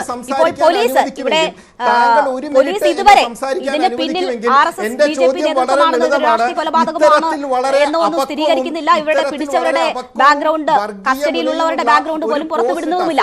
അപ്പോൾ അങ്ങനെ ഒരു സംശയം BJP ഉന്നയിക്കുന്നതിനോട് താങ്കൾക്ക് എന്താണ് പ്രതികരണം? ഞാൻ വരാം, താങ്കളിലേക്ക് ഞാൻ വരാം. ജയരാജ് കൈമൾ തുടരുക, താങ്കളിലേക്ക് ഞാൻ വരാം. BJPയുടെ ആൾ പറഞ്ഞാലും മുഴുവൻ കേട്ടില്ല, കേൾക്കാൻ പറ്റാത്ത എന്തോ സാങ്കേതിക പ്രശ്നം ഉണ്ടായിരുന്നു. BJPയുടെ സംസ്ഥാന പ്രസിഡന്റും ഈ കേരളത്തിൽ നിന്നുള്ള കേന്ദ്രമന്ത്രിയൊക്കെ കുറെ കാലമായി പലതരത്തിലുള്ള ആരോപണങ്ങൾ ഉന്നയിക്കുകയാണല്ലോ. ഇവരുടെ ഒരു പ്രശ്നം എന്താ വെച്ചാൽ കേരളത്തിൽ ഇവർ ഉദ്ദേശിക്കുന്ന തരത്തിലുള്ള കാര്യങ്ങളൊന്നും നടക്കുന്നില്ല. പലതരത്തിലുള്ള വിദ്വേഷ പ്രചരണങ്ങൾ അവർ നേരത്തെ നോക്കി. ഭക്ഷണത്തിന്റെ പേരിൽ വിവാദം ഉണ്ടാക്കി, വസ്ത്രത്തിന്റെ പേരിൽ വിവാദം ഉണ്ടാക്കി, പലതരത്തിലുള്ള പ്രശ്നങ്ങൾ അവർ ഉണ്ടായിക്കൊണ്ടിരിക്കുകയാണ്. അത് സോഷ്യൽ മീഡിയയെ ഉപയോഗപ്പെടുത്തിയിട്ട് വിദ്വേഷ പ്രചരണം ശക്തിപ്പെടുത്തുന്നു. കഴിഞ്ഞ കുറെ കാലമായി കേരളത്തെ കീഴ്പ്പെടുത്താൻ വേണ്ടി സംഘപരിവാരം നടത്തിക്കൊണ്ടിരിക്കുന്ന എല്ലാ നീക്കങ്ങളും പരാജയപ്പെട്ടു പോയി. അവർക്ക് കേരളത്തിന്റെ നിയമസഭയിൽ ഒരു സീറ്റ് നേടാൻ വേണ്ടി കഴിഞ്ഞെങ്കിലും അത് നിലനിർത്താനും കഴിഞ്ഞില്ല. അപ്പൊ കഴിഞ്ഞ തെരഞ്ഞെടുപ്പോടുകൂടി സമ്പൂർണമായിട്ട് BJPയെ ജനങ്ങൾ ചവിട്ടി പുറത്താക്കിയിരിക്കുന്നു. അപ്പൊ ഇനി അവർക്ക് കേരളത്തിൽ എന്തെങ്കിലും തരത്തിൽ സ്വാധീനം ഉറപ്പിക്കണമെങ്കിൽ ഒന്നുകിൽ കേരളത്തിലാകെ ഒരു കലാപം ഉണ്ടാക്കി, പ്രശ്നമുണ്ടാക്കി, കേരളത്തിൽ ആഭ്യന്തര വകുപ്പ് പരാജയമാണ് എന്ന് സ്ഥാപിച്ച് കേന്ദ്രത്തിലുള്ള അവരുടെ സ്വാധീനം ഉപയോഗപ്പെടുത്തിയിട്ട് കേരളത്തെ പിരിച്ചുവിടണം. അതിനുള്ളൊരു നീക്കം നടത്തിക്കൊണ്ടിരിക്കുന്നത്. അപ്പൊ അതിൽ കുറെ കാലമായി അവർ വലിയ ശ്രമം നടത്തിക്കൊണ്ടിരിക്കുകയാണ്. 59-ൽ പ്രഥമ കമ്മ്യൂണിസ്റ്റ് ഗവൺമെന്റിനെ പിരിച്ചുവിട്ടതുപോലെ കേരളത്തിലെ ഈ ഇടതുപക്ഷ ജനാധിപത്യ മുന്നണി ഗവൺമെന്റിന് ഇവിടെ വലിയ പ്രശ്നമാണ് എന്ന് വരുത്തി തീർത്ത് പിരിച്ചുവിടണം. അതിനുവേണ്ടിയുള്ള നീക്കമാണ് അവർ നടത്തിക്കൊണ്ടിരിക്കുന്നത്. അതാണെങ്കിൽ അങ്ങനെ നടന്നോട്ടെ എന്നൊരു മാനസികാവസ്ഥയിലാണ് കേരളത്തിലെ UDF ഉള്ളത്. കാരണം ഒരിക്കലും തിരിച്ചു വരാൻ കഴിയാത്ത വിധത്തിൽ UDFും രാഷ്ട്രീയമായി ജനങ്ങളിൽ നിന്ന് ഒറ്റപ്പെട്ട പ്രശ്നങ്ങളുണ്ട്. അപ്പൊ ഈ തീവ്രവാദ പ്രസ്ഥാനങ്ങളെല്ലാം നടത്തിക്കൊണ്ടിരിക്കുന്ന ഈ പ്രശ്നത്തെ യഥാർത്ഥത്തിൽ രാഷ്ട്രീയമായി സമീപിച്ച് ഇവരെ രാഷ്ട്രീയമായി ഒറ്റപ്പെടുന്നതിന് പകരം ഇതെല്ലാം ആഭ്യന്തര വകുപ്പിന്റെ പരാജയമാണ്. ഇതെല്ലാം കേരളത്തിലെ പോലീസിന്റെ പരാജയമാണ്. അല്ലാണ്ട് രഹസ്യ കേന്ദ്രത്തിൽ വെച്ച് RSS ആയുധ പരിശീലനം നടത്തുന്നതല്ല. SDPI തീവ്രവാദ പ്രസ്ഥാനമായി ഇതിന്റെ ഭാഗമായി അവർ നടത്തിക്കൊണ്ടിരിക്കുന്ന ആസൂത്രിതമായ കൊലയെ സംബന്ധിച്ചല്ല, അവരുടെ ആയുധ പരിശീലനം അതുമായി ബന്ധപ്പെട്ട കാര്യങ്ങളെ കുറിച്ചൊന്നും നമ്മൾ ചർച്ച ചെയ്യണ്ട. ഇപ്പൊ ചർച്ച ചെയ്യേണ്ട പ്രശ്നം എന്താണ്? ഇപ്പൊ ഇടതുപക്ഷമാണ് ഭരിക്കുന്നത്. അതുകൊണ്ട് ഈ കൊലയെല്ലാം നടക്കുന്നത് ഇടതുപക്ഷത്തിന്റെ എന്തോ കുറവ് കൊണ്ടാണ്. അതുകൊണ്ട് ഇടതുപക്ഷത്തിനെതിരായിട്ട് അണിനിരക്കുക എന്ന രൂപത്തിൽ സർക്കാർ വിരുദ്ധമായിട്ട് ചില വാർത്തകൾ പ്രചരിപ്പിക്കുക എന്ന രൂപത്തിൽ കാര്യങ്ങൾ പോവുകയാണ്. ഇതെല്ലാം വളരെ കൃത്യമായി ഈ നാട്ടിലെ ജനങ്ങൾ ഇത് നിരീക്ഷിക്കുന്നുണ്ട്. ജനങ്ങൾക്കറിയാം ആരാണ് ഇവിടെ കുഴപ്പമുണ്ടാക്കുന്നത്. കഴിഞ്ഞ നേരത്തെ നമ്മൾ പറഞ്ഞല്ലോ, കഴിഞ്ഞ ഒരു വർഷത്തിനിടയിൽ 8ഓളം ഇടതുപക്ഷത്തിന്, പ്രത്യേകിച്ച് CPIM DYFIയുടെ ഉശിരന്മാരായ പ്രവർത്തകരെ കൊലപ്പെടുത്തുന്ന സാഹചര്യം ഉണ്ടായല്ലോ. അതിൽ കോൺഗ്രസ് ഉണ്ട്, അതിൽ RSS പ്രതികളായിട്ടുണ്ട്. എന്നിട്ടും വളരെ സമാധാനപരമായ ഒരു അന്തരീക്ഷം ഇവിടെ നിലനിൽക്കണം എന്നതുകൊണ്ട് വളരെ ആത്മസംയമനത്തിന്റെ പാതയിൽ കൂടിയാണ് ഞങ്ങളെല്ലാം പോയത്. അപ്പോ ജനങ്ങൾക്കറിയാം, ജനങ്ങൾ തിരിച്ചറിയുന്നുണ്ട് ആരാണ് ഇവിടെ കുഴപ്പമുണ്ടാക്കുന്നത്, ആരാണ് ആയുധമെടുക്കുന്നത് ഒക്കെ ജനങ്ങൾക്ക് മനസ്സിലായിക്കൊണ്ടിരിക്കുകയാണ്. അതുകൊണ്ട് വളരെ ആസൂത്രിതമായി രാജ്യത്തുടനീളം വിദ്വേഷ പ്രചരണവും ഈ വർഗീയ കലാപങ്ങൾ ഉണ്ടാക്കിയിട്ട് RSS നടത്തിക്കൊണ്ടിരിക്കുന്ന ഈ അധികാരം പിടിക്കുന്ന ഏർപ്പാടുകൾ കണ്ടുകൊണ്ടിരിക്കുകയാണ്. കേരളത്തിൽ ഇതൊന്നും നടക്കാൻ വേണ്ടി പോകുന്നില്ല. കേരളത്തിൽ നിങ്ങൾ പരസ്പരം ആയുധമെടുത്ത് കൊലപാതകത്തിന് പിന്നിലുള്ള ഉത്തരവാദിത്തം സംബന്ധിച്ച് ഒന്നും പോലീസ് കൂടുതൽ കാര്യങ്ങൾ പുറത്തുവിട്ടിട്ടില്ല. ഇപ്പോൾ ജയരാജ് കൈമൾ ഇവിടെ ഉന്നയിച്ച ആരോപണം അവിടെ നിൽക്കുന്നു. ആ സാഹചര്യത്തിൽ നിങ്ങൾക്ക് എന്തെങ്കിലും സംശയമുണ്ടോ ഈ ആദ്യം നടന്ന കൊലപാതകത്തിന്റെ ഉത്തരവാദിത്തം ആർക്ക് എന്നതിൽ? ജയരാജ് കൈമൾ പറഞ്ഞത് അത് കേട്ടില്ല. ജയരാജ് കൈമൾ പറഞ്ഞത് 10 വർഷം മുന്നേ DYFI പ്രവർത്തകനെ ആക്രമിച്ച കേസിലെ പ്രതിയായിരുന്നു എന്നാണ്. ഇതൊക്കെ ജനങ്ങൾ മനസ്സിലാക്കുന്നുണ്ടല്ലോ ആരാണ് ഈ കൊലക്ക് ഉത്തരവാദി എന്നും. അതുമായി ബന്ധപ്പെട്ട കാര്യങ്ങളൊക്കെ പോലീസ് പുറത്തു കൊണ്ടുവരുന്ന കാര്യത്തിൽ തർക്കമില്ല. അതെല്ലാമായി ബന്ധപ്പെട്ട് കൃത്യമായ വിവരങ്ങൾ പോലീസിന് ലഭിച്ചിട്ടുണ്ടാവും എന്ന് തന്നെയാണ് കരുതുന്നത്. അതെല്ലാം ബന്ധപ്പെട്ട വരും ദിവസങ്ങളിൽ കാണാം. അതിന്റെ കേസിന്റെ പുരോഗതിക്ക് നമുക്ക് വിലയിരുത്താൻ വേണ്ടി കഴിയും. ഇതൊക്കെ ഒരു ആരോപണം ഉന്നയിക്കുകയാണ്, വെറുതെ ഒരു ആരോപണം ഉന്നയിക്കുക, പ്രശ്നങ്ങൾ ഉണ്ടാക്കുക, ഒരു ഗൂഢാലോചന സിദ്ധാന്തം ഉണ്ടാക്കുക, എന്നിട്ട് കൊല നടത്തുക, എന്നിട്ട് അത് പോലീസിന്റെ നേരെ ആരോപണം ഉന്നയിക്കുക. ഈ കൊല നടത്തുന്ന ആളുകൾ തന്നെ കൊന്നു കഴിഞ്ഞിട്ട് വാള് ഉറയിലിടുന്നതിന് മുന്നേ തന്നെ ഇതാ ആഭ്യന്തര പരാജയം, ഇതാ പോലീസ് പരാജയം, ഇതാ ഇടതുപക്ഷം പരാജയം, അതുകൊണ്ട് കേന്ദ്രത്തിനെ വിളിക്കൂ, ഇവരെ പിരിച്ചുവിടുന്നൊക്കെ അവർ പറഞ്ഞുകൊണ്ടിരിക്കുന്നത്. അതൊക്കെ അവിടെ ദിവാസ്വപ്നമാണ്. ഇതൊന്നും കേരളത്തിൽ നടപ്പാവാൻ പോകുന്നില്ല. അതുകൊണ്ട് 10 വർഷം മുന്നേ ഏതോ DYFIക്കാരനെ ആക്രമിച്ച കേസിൽ പ്രതിയാണല്ലോ എന്ന് എനിക്കറിയില്ല. ചിലപ്പോൾ പ്രതിയായിരിക്കാം. കാരണം ഇവര് SDPI ആണ്. SDPI എന്നൊക്കെ പറഞ്ഞാൽ നമുക്കറിയാലോ, SDPIയുടെ സ്വഭാവം നമുക്കറിയാം, RSSന്റെ സ്വഭാവം അറിയാം. ഇവരെല്ലാം എല്ലാ ഘട്ടത്തിലും ആളുകൾക്കെതിരായി ആക്രമണം സംഘടിപ്പിക്കുക, ഈ എന്തെങ്കിലും ജനകീയ പ്രവർത്തനം നടത്തിയിട്ട് അഡ്രസ് ഉണ്ടാക്കിയ സംഘടനയല്ലല്ലോ ഇവരൊന്നും. ഇവരെല്ലാം ആയുധമെടുത്ത് ആളുകളെ കൊന്നിട്ടും കൊലവിളിച്ചിട്ടും കലാപം കൊടുത്തുണ്ടാക്കിയ സംഘടനയാണ്. അതുകൊണ്ട് സ്വാഭാവികമായിട്ട് നാട്ടിൽ പല സംഭവങ്ങളും. ശരി, എന്തായാലും 2012 DYFI പ്രവർത്തകൻ ഖാജ ഹുസൈനെ വെട്ടി പരിക്കേൽപ്പിച്ച കേസിലെ പ്രതി എന്നതാണ് ആ ചൂണ്ടിക്കാട്ടിയ കാര്യം. പറഞ്ഞോളൂ ജയരാജ് കൈമൾ. സനോജിനോട് ഒരു ചോദ്യം. പറഞ്ഞോളൂ, ചോദിച്ചോളൂ.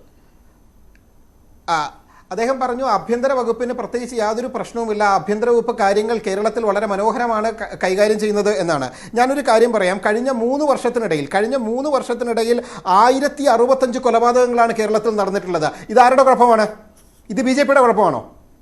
ഇന്ത്യയിലെ മറ്റേത് സംസ്ഥാനത്താണ് ഇത്രയധികം ക്രൈം റേറ്റ് ഉള്ളത്? അത് BJPയുടെ കുഴപ്പമാണോ കേരളത്തിലെ? അതോ കേരളത്തിലെ സംഘപരിവാർ സംഘടനകളുടെ കുഴപ്പമാണോ? നിങ്ങളുടെ ആഭ്യന്തര വകുപ്പ് അമ്പേ പരാജയമാണ്. കാര്യം എന്താണ്? നിങ്ങൾക്ക് ഇത്തരത്തിലുള്ള പ്രതിലോമ ശക്തികളുമായി, പ്രത്യേകിച്ച് വർഗീയ ശക്തികളുമായി കൂട്ടുകൂടി അധികാരത്തിലേറിയ ഈ പറയുന്ന ഒരു മുന്നണിക്ക്, LDFന് ഇത്തരം കാര്യങ്ങളെ, ചില കാര്യങ്ങളിൽ അവരെ സുഖിപ്പിച്ച് മുന്നോട്ട് പോകേണ്ടി വരും. കേരളത്തിലെ ആഭ്യന്തര വകുപ്പ് അമ്പേ പരാജയമാണ് എന്ന് പറയുന്നത് കണക്കുകളുടെ അടിസ്ഥാനത്തിലാണ്, അല്ലാതെ കേവലം ഒരു രാഷ്ട്രീയ ആരോപണം. പിന്നെ എന്റെ സനോജ്, നിങ്ങളുടെ ഒരു പ്രവർത്തകനെയാണ് വെറുതെ ഈ പറയുന്ന കല്ലുകൊണ്ട് മാന്തുകയോ ഒന്നുമല്ല, അദ്ദേഹത്തെ കൊലപ്പെടുത്തണം എന്ന ലക്ഷ്യത്തോടുകൂടി അദ്ദേഹത്തെ വകവരുത്താനായി നീങ്ങി എന്നാണ് ജസ്റ്റിസ് ഭവദാസിന്റെ ജഡ്ജ്മെന്റിലുള്ളത്. ദയവ് ചെയ്ത് അതെങ്കിലും ഒന്ന് വായിച്ച്. നിങ്ങളുടെ ചോരയാണ്, നിങ്ങളോടൊപ്പം നിൽക്കുന്ന ഒരാളെയാണ് ഇത്തരം ഒരു ചർച്ചയിൽ കയ്യടി കിട്ടാൻ വേണ്ടി കൂട്ടത്തിലുള്ള ഒരാളെ തള്ളിപ്പറയുന്നത് വളരെ ഖേദകരമാണ്. ശരി, ശ്രീ VK സനോജ്, ഇക്കാര്യം ചൂണ്ടിക്കാട്ടുമ്പോൾ 3 വർഷത്തിനിടയിൽ അത് കുറ്റകൃത്യങ്ങൾ റിപ്പോർട്ട് ചെയ്യപ്പെടുന്നു എന്ന ഒരു കാര്യം അവിടെ വസ്തുതയായി ഉണ്ട്. പക്ഷേ ആ കൊലപാതകങ്ങളുടെ എണ്ണം കൂടിയിട്ടുണ്ട് എന്നത് ഒരു വസ്തുത തന്നെയാണ്. മറ്റൊന്ന്, ഭരണം പരാജയം എന്നാണ് പ്രതിപക്ഷ നേതാവ് പറയുന്നത്. മുഖ്യമന്ത്രി കൈകാര്യം ചെയ്യുന്ന വകുപ്പ് കൂടിയാണല്ലോ. പരാജയമാണ്. ജനങ്ങൾ ഭയന്നാണ് ഈ നാട്ടിൽ കഴിയുന്നത്. നമ്മൾ ഇന്നത്തെ CCTV ദൃശ്യങ്ങൾ കണ്ടാൽ പട്ടാപ്പകൽ ബൈക്കിൽ ഹെൽമറ്റ് പോലും ഇടാതെ എത്തി ആണ് ഈ കൊലപാതകം നിമിഷങ്ങൾക്കുള്ളിൽ നടത്തി മടങ്ങുന്നത്. ചുറ്റും തിരക്കേറിയ ഒരു റോഡാണ്, ചുറ്റും ആളുകളുണ്ട്. ഈ പട്ടാപ്പകൽ ഇങ്ങനെ ഒരു കൊലപാതകം നമ്മുടെ നാട്ടിൽ നടക്കുന്നു എന്ന് പറഞ്ഞാൽ അത് അക്ഷരാർത്ഥത്തിൽ ജനങ്ങളെ ഭയപ്പെടുത്തുന്നത് തന്നെയാണ്. അതെ, ഈ കൊലക്ക് നേതൃത്വം കൊടുത്ത ആളുകൾ കൊല അവസാനിപ്പിക്കണമെന്നാണ് നിങ്ങൾ പറയുന്നത്. ഇടതുപക്ഷം ഭരിക്കുന്ന ഘട്ടത്തിൽ നാട്ടിൽ കലാപം ഉണ്ടാക്കി വർഗീയ ലഹളക്ക് ആക്കം കൂട്ടുകയാണ്. അത് നമ്മൾ കേരളത്തിൽ വിവിധ ഘട്ടത്തിൽ കണ്ടല്ലോ. കഴിഞ്ഞ ഒരു 3 മാസങ്ങൾക്ക് മുന്നെയാണ് ആലപ്പുഴയിൽ ഇതുപോലെയുള്ള ഒരു സംഘർഷ ശ്രമം നടന്നത്. പോലീസ് ശക്തമായി ഇടപെട്ടത് കൊണ്ടാണ് ആ കലാപം അവിടെ അടിച്ചമർത്തിയത്. അതിനുശേഷമാണ് പാലക്കാട് ഈ സംഭവം നടന്നത്. ഇപ്പൊ കേരളത്തിലുടനീളം ഇവർ ആയുധ പരിശീലനം നടത്തുന്നു, ആളുകളെ കൊല്ലുന്നു. ആളുകളെ കൊന്നിട്ട് ഇവരുടെ നേതാക്കന്മാർ പത്രസമ്മേളനം വിളിച്ചിട്ട് പറയുകയാണ് കേരളത്തിൽ ഈ ആഭ്യന്തര വകുപ്പ് പരാജയമെന്ന്. ശ്രീ വി കെ സനോജ്, ഇത് ആരോടാണ് താങ്കൾ പറയുന്നത്? എന്നോടോ റിട്ടയർഡായ സുഭാഷ് ബാബു സാറിനോടോ അല്ലെങ്കിൽ BJP പ്രതിനിധിയോടോ ആണോ താങ്കൾ പറയുന്നത്? ഇവിടെ ആരാണ് ഭരിക്കുന്നത്? ഇവിടെ ഇത്ര വ്യാപകമായി ആയുധ പരിശീലനം നടത്തുന്നുണ്ടെങ്കിൽ അതിനെതിരെ നടപടി എടുക്കേണ്ടത് ആരാണ്? ആശുപത്രിയിലാക്കിയതിൽ കേരളം കണ്ടതാണ്. കേരളത്തിൽ സ്വന്തമായി ബോംബ് ഫാക്ടറിയുള്ള ഏക പാർട്ടി CPM ആണ്. നിങ്ങളുടെ ഇന്നത്തെ പാർട്ടി സെക്രട്ടറി ശരി, ഒരാൾ പറയൂ. ശ്രീ കൈമൾ ദയവായി, മാധ്യമങ്ങളോട് ജയരാജ് കൈമൾ ദയവായി തുടരുക. ഞാൻ താങ്കളിലേക്ക് വരാം. ശ്രീ സനോജ് പറയട്ടെ. ശ്രീ സനോജ്, ഇതിനെതിരെ നടപടി എടുക്കേണ്ടതാണ്. താങ്കൾ വളരെ ആധികാരികമായി പറയുന്നുണ്ടല്ലോ സംസ്ഥാനത്തുടനീളം ആയുധ പരിശീലനം നടക്കുന്നുണ്ടെന്ന്. ജനങ്ങളെ ഭയപ്പെടുത്തുന്ന തരത്തിൽ ഇത്തരം ആയുധ പരിശീലനവും അതിന്റെ പ്രായോഗികത പ്രയോഗിക്കലും ഒക്കെ നടക്കുന്നുണ്ടെങ്കിൽ അതിന് ഉത്തരവാദി ആരാണ്? ഞങ്ങൾ പാവപ്പെട്ട ജനങ്ങളാണോ? പട്ടാപ്പകൽ പച്ച മനുഷ്യനെ വെട്ടിക്കൊന്നിട്ട് ഇവിടെ വന്നിട്ട് അതും ഇതും പറയരുത്. നിങ്ങളാണ് ഈ നാട്ടിൽ കലാപം ഉണ്ടാക്കുന്നത്. ജനങ്ങൾക്ക് അത് കൂടുതൽ ബോധ്യപ്പെട്ടുകൊണ്ടിരിക്കുകയാണ്. നിങ്ങളാണ് ആലപ്പുഴയിൽ ആളുകളെ കൊലപ്പെടുത്തിയത്. നിങ്ങളാണ് ഇന്നലെ ഈ കേരളത്തിൽ ആളെ കൊലപ്പെടുത്തി വീണ്ടും സംഘർഷത്തിന് ആരംഭം കുറിച്ചത്. നിങ്ങൾ ഈ കേരളത്തിലുടനീളം സംഘർഷം ഉണ്ടാക്കുന്നു. അതുപോലെ തന്നെ നിങ്ങളെ പ്രതിരോധിക്കാൻ എന്ന വഴിയിൽ ന്യൂനപക്ഷ വിഭാഗത്തിൽപ്പെട്ട ആളുകളെ സംഘടിപ്പിക്കാൻ വേണ്ടിയിട്ട് അതുമായി ബന്ധപ്പെട്ട മുദ്രാവാക്യങ്ങൾ ഉന്നയിച്ച് SDPI ഒരു ഭാഗത്ത് നിൽക്കുകയാണ്. അപ്പൊ ഇതിനെല്ലാം ഫലപ്രദമായി കേരളത്തിലെ പോലീസ് നേരിട്ടുകൊണ്ടിരിക്കുന്നു. ആലപ്പുഴയിൽ ഈ കൊലപാതകം നടന്നപ്പോ അതിശക്തമായ ഇടപെടൽ നടത്തി. പക്ഷേ ശ്രീ വി കെ സനോജ്, പ്രതിപക്ഷ നേതാവ് പറയുന്നത് പോലീസിൽ ന്യൂനപക്ഷ ഭൂരിപക്ഷ വർഗീയവാദികൾ നുഴഞ്ഞു കയറി, അവർക്കും ഇതിൽ പങ്കുണ്ട് എന്നാണ് പ്രതിപക്ഷ നേതാവ് പറയുന്നത്. ഞാനൊരു കാര്യം പറയട്ടെ. ഈ ന്യൂനപക്ഷ ഭൂരിപക്ഷ തീവ്രവാദ പ്രസ്ഥാനം കേരളത്തിലും ഇന്ത്യയിലെ വിവിധ സംസ്ഥാനങ്ങളിലും വളരെ സജീവമായിട്ടുണ്ട്. ഇവരെ ഒറ്റപ്പെടുത്താൻ ജനങ്ങൾ മുന്നോട്ട് വരണം എന്ന് തന്നെയാണ് ഞങ്ങളുടെ അഭിപ്രായം. അപ്പൊ ഇവർ സാധാരണ നിലയിൽ സമാധാനപരമായ ഒരു അന്തരീക്ഷം നിലനിൽക്കുന്ന കേരളത്തിൽ ഇവർ നടത്തിക്കൊണ്ടിരിക്കുന്ന വിദ്വേഷ പ്രചരണങ്ങൾ അധികം അങ്ങനെ പോകുന്നില്ല. ആ വിദ്വേഷ പ്രചരണങ്ങൾ തള്ളിക്കളഞ്ഞുകൊണ്ട് പുരോഗമന പ്രസ്ഥാനങ്ങൾക്ക് പ്രത്യേകിച്ച് ജനങ്ങൾ വോട്ട് ചെയ്യുന്നു. ജനങ്ങളെ അണിനിരത്തിക്കൊണ്ട് രാഷ്ട്രീയമായി ഇവരുടെ വിദ്വേഷ പ്രചരണങ്ങൾ കൊണ്ട് അണിനിരത്താൻ വേണ്ടി കഴിയുന്നില്ല. പിന്നെ ഇവരുടെ മുന്നിലുള്ള വഴി ആയുധമെടുക്കുക എന്നുള്ളതാണ്. പക്ഷെ ഉത്തരേന്ത്യൻ സംസ്ഥാനങ്ങളിൽ ആയുധമെടുക്കുന്നതിന്റെ കൂടെ തന്നെ ഇവർ നടത്തുന്ന വിദ്വേഷ പ്രചരണത്തിന്റെ ഭാഗമായിട്ട് മതവിശ്വാസികൾ കൂടുതലായും അണിനിരക്കുന്നു. അതുകൊണ്ട് ഇവർക്ക് രാഷ്ട്രീയമായ നേട്ടമുണ്ടാക്കാൻ വേണ്ടി കഴിയുന്നു. കേരളത്തിൽ ഇവർ മുന്നോട്ട് വെച്ച ഈ ഇങ്ങനെയെല്ലാമുള്ള വിദ്വേഷ പ്രചരണത്തിന് പിന്നാലെ അധികം ആളുകൾ പോകുന്നില്ല. അതുകൊണ്ട് കേരളത്തിൽ ബോധപൂർവ്വം കലാപം ഉണ്ടാക്കിയാണ്. കലാപം ആളുകൾക്ക് വെട്ടിക്കൊന്നിട്ട് ഇവിടെ വന്നിട്ട് പറയുകയാണ് അത് 10 വർഷം മുന്നേ ഏതോ DYFIക്കാരനെ ആക്രമിച്ച കേസിൽ പ്രതിയായിരുന്നു, അവരായിരിക്കും ചിലപ്പോൾ കൊന്നിട്ടുണ്ടാവുക എന്നാണ്. ഇതൊക്കെ എന്താ ഇതിനൊക്കെ പറയേണ്ടത്? ശരി, ദയവായി തുടരുക ശ്രീ സനോജ്. ശ്രീ സുഭാഷ് ബാബു ഇവിടെ ആലോചിക്കുമെന്നാണ്. ശരി, തുടരുക. ശ്രീ സുഭാഷ് ബാബു, ഇവിടെ പോലീസിൽ ന്യൂനപക്ഷ ഭൂരിപക്ഷ വർഗീയവാദികൾ നുഴഞ്ഞു കയറിയെന്ന് പ്രതിപക്ഷ നേതാവ് ആരോപണം ഉന്നയിക്കുന്നു. അത് പുതിയൊരു ആരോപണമല്ല, ഇതിനു മുൻപും അത്തരം ആരോപണങ്ങളുണ്ട്. ഭരണകക്ഷിയുടെ ഭാഗമായിട്ടുള്ളവർ പോലും അത്തരം ആരോപണങ്ങൾ ഉന്നയിച്ചത് നമ്മൾ കേട്ടിട്ടുള്ളതാണ്. കോടിയേരി ബാലകൃഷ്ണൻ ഇന്നും മാധ്യമങ്ങളെ കാണുമ്പോൾ പറഞ്ഞത് ജനങ്ങൾ ഇവരെ ഒറ്റപ്പെടുത്തണം, ജനങ്ങളെ അണിനിരത്തി ഇതിനെ നേരിടുമെന്നാണ്. അങ്ങനെയാണോ നമ്മളുടെ സംവിധാനങ്ങൾ പരാജയപ്പെടുന്നിടത്താണോ ഇവർക്ക് ജനങ്ങളെ അണിനിരത്തി ഇതിനെ നേരിടേണ്ടി വരുമെന്ന് പറയുന്നത്? അതിനപ്പുറം ഒന്നും ചെയ്യാൻ കഴിയാത്ത സാഹചര്യമാണോ?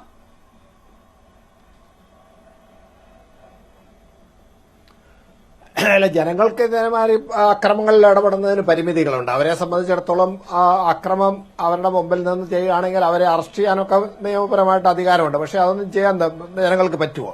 പറ്റില്ല. ജനങ്ങൾക്ക് ആകെ ചെയ്യാൻ പറ്റുന്നത് എന്താ പറയുക, എന്തെങ്കിലും വിവരം കിട്ടിയാൽ പോലീസിനെ അറിയിക്കുക, പോലീസിന് ആവശ്യമായ സാക്ഷി പറയുക, സാക്ഷികളെ ഉണ്ടാക്കി കൊടുക്കുക. ഇങ്ങനെയൊക്കെ പോലീസിന് മറ്റ് സഹായം വേണേൽ ചെയ്തു കൊടുക്കുക. എന്നതിനപ്പുറത്ത് പൊതുജനങ്ങൾക്ക് അധികം വലിയ കാര്യങ്ങളൊന്നും ചെയ്യാൻ പറ്റില്ല. പോലീസ് ആവശ്യപ്പെടുന്ന പ്രകാരം ഉള്ള സഹായങ്ങൾ ചെയ്തു കൊടുക്കാൻ ജനങ്ങൾക്ക് നിയമപരമായിട്ട് ബാധ്യതയുണ്ട്. അങ്ങനെ ബാധ്യതയുള്ളതനുസരിച്ചിട്ട് ജനങ്ങൾക്ക് ചെയ്യാമെന്നതിനപ്പുറം അവർ നേരിട്ട് ഇതിനകത്ത് ഇടപെടാൻ പോയി കഴിഞ്ഞാൽ പ്രശ്നം എങ്ങനെ ആവുമെന്ന് നമുക്ക് ഏകദേശം ഊഹിക്കാം. കാരണം അക്രമികളെയൊക്കെ നമ്മൾ എങ്ങനെ നേരിടും എന്നുള്ളത് ഈ നേരിടും എന്ന് പറയുന്ന ആളുകൾക്ക് തന്നെ വിശദീകരിക്കാൻ സാധിക്കണമെന്നാണ് എനിക്ക് തോന്നുന്നത്. ജനങ്ങളെ സംബന്ധിച്ചിടത്തോളം ജനങ്ങൾക്ക് ഇതിന് പല നടപടികളും സ്വീകരിക്കാൻ അവർക്ക് നിയമപരമായ ബാധ്യതയുണ്ട്. അത് എത്ര പേർക്ക് ചെയ്യും, എങ്ങനെ ചെയ്യാൻ സാധിക്കും എന്നുള്ളത് ജനങ്ങൾക്ക് തന്നെ അറിയില്ല. നമ്മളൊക്കെ പറഞ്ഞു കൊടുക്കുന്ന അവസരത്തിൽ ഇങ്ങനെയൊക്കെ ഉണ്ടോ, ഇങ്ങനെയൊക്കെ ചെയ്താൽ പ്രശ്നമല്ലേ സാർ എന്ന് നമ്മളോടൊക്കെ ചോദിക്കാം. അത് ശരിയാണ്, അവരെ സംബന്ധിച്ച് ആശങ്കയുണ്ട്, അവർക്ക് സാധ്യമല്ല. പക്ഷെ എന്നാലും ഉണ്ട് എന്ന് പറഞ്ഞു കൊടുക്കുക മാത്രമേ നമുക്ക് ചെയ്യാൻ പറ്റുള്ളൂ.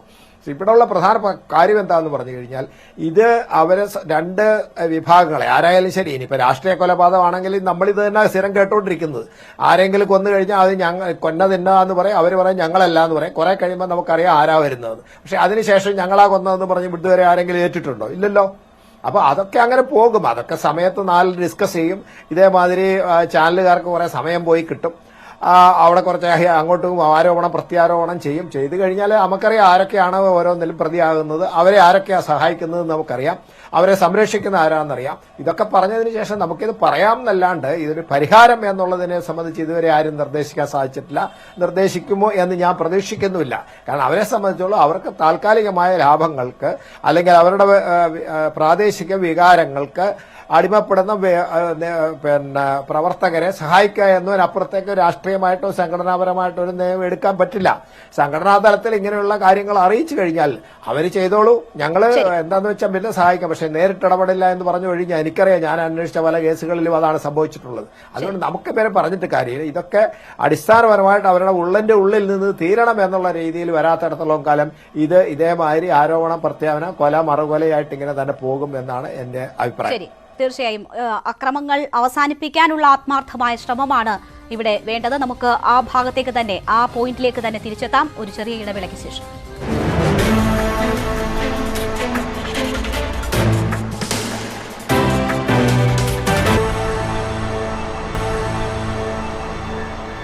വീണ്ടും ചർച്ചയിലേക്ക്. ശ്രീ ജയരാജ് കൈമൾ, പോപ്പുലർ ഫ്രണ്ടിനെ നിരോധിക്കാൻ നീക്കം നടക്കുന്നു എന്ന റിപ്പോർട്ടുകളുണ്ട്. അടുത്തയാഴ്ചയോടുകൂടി ഉത്തരവിറങ്ങും എന്ന തരത്തിലൊക്കെയാണ് റിപ്പോർട്ട്. അത്തരമൊരു നീക്കം നടക്കുമ്പോൾ അവർ ഉൾപ്പെട്ട ഒരു അക്രമ സംഭവത്തിന്റെ മറുഭാഗത്ത് RSS നേതൃത്വം, BJP RSS നേതൃത്വം എന്ന് വരുന്നത് ആളുകളെ സംബന്ധിച്ച്, നിങ്ങളെ സംബന്ധിച്ചും മോശം ഇമേജ് അല്ലേ ഉണ്ടാക്കുകയുള്ളൂ? അത്തരം അക്രമ സംഭവങ്ങളുടെ ഒരു ഭാഗത്ത് നിന്നുകൊണ്ട് മറ്റൊരു സംഘടനയ്ക്കെതിരെ മാത്രം നടപടി എന്നത് യുക്തിക്ക് നിരക്കുന്നതല്ലല്ലോ.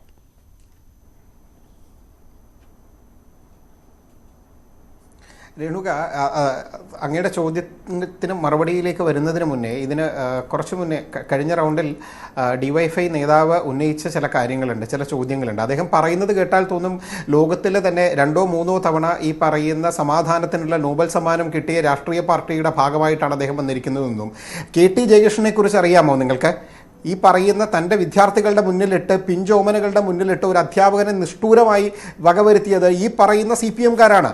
ഫസൽ എന്ന് പറയുന്ന ഒരു ചെറുപ്പക്കാരനെ വധിച്ചത് ഈ പറയുന്ന CPM-കാരാണ്.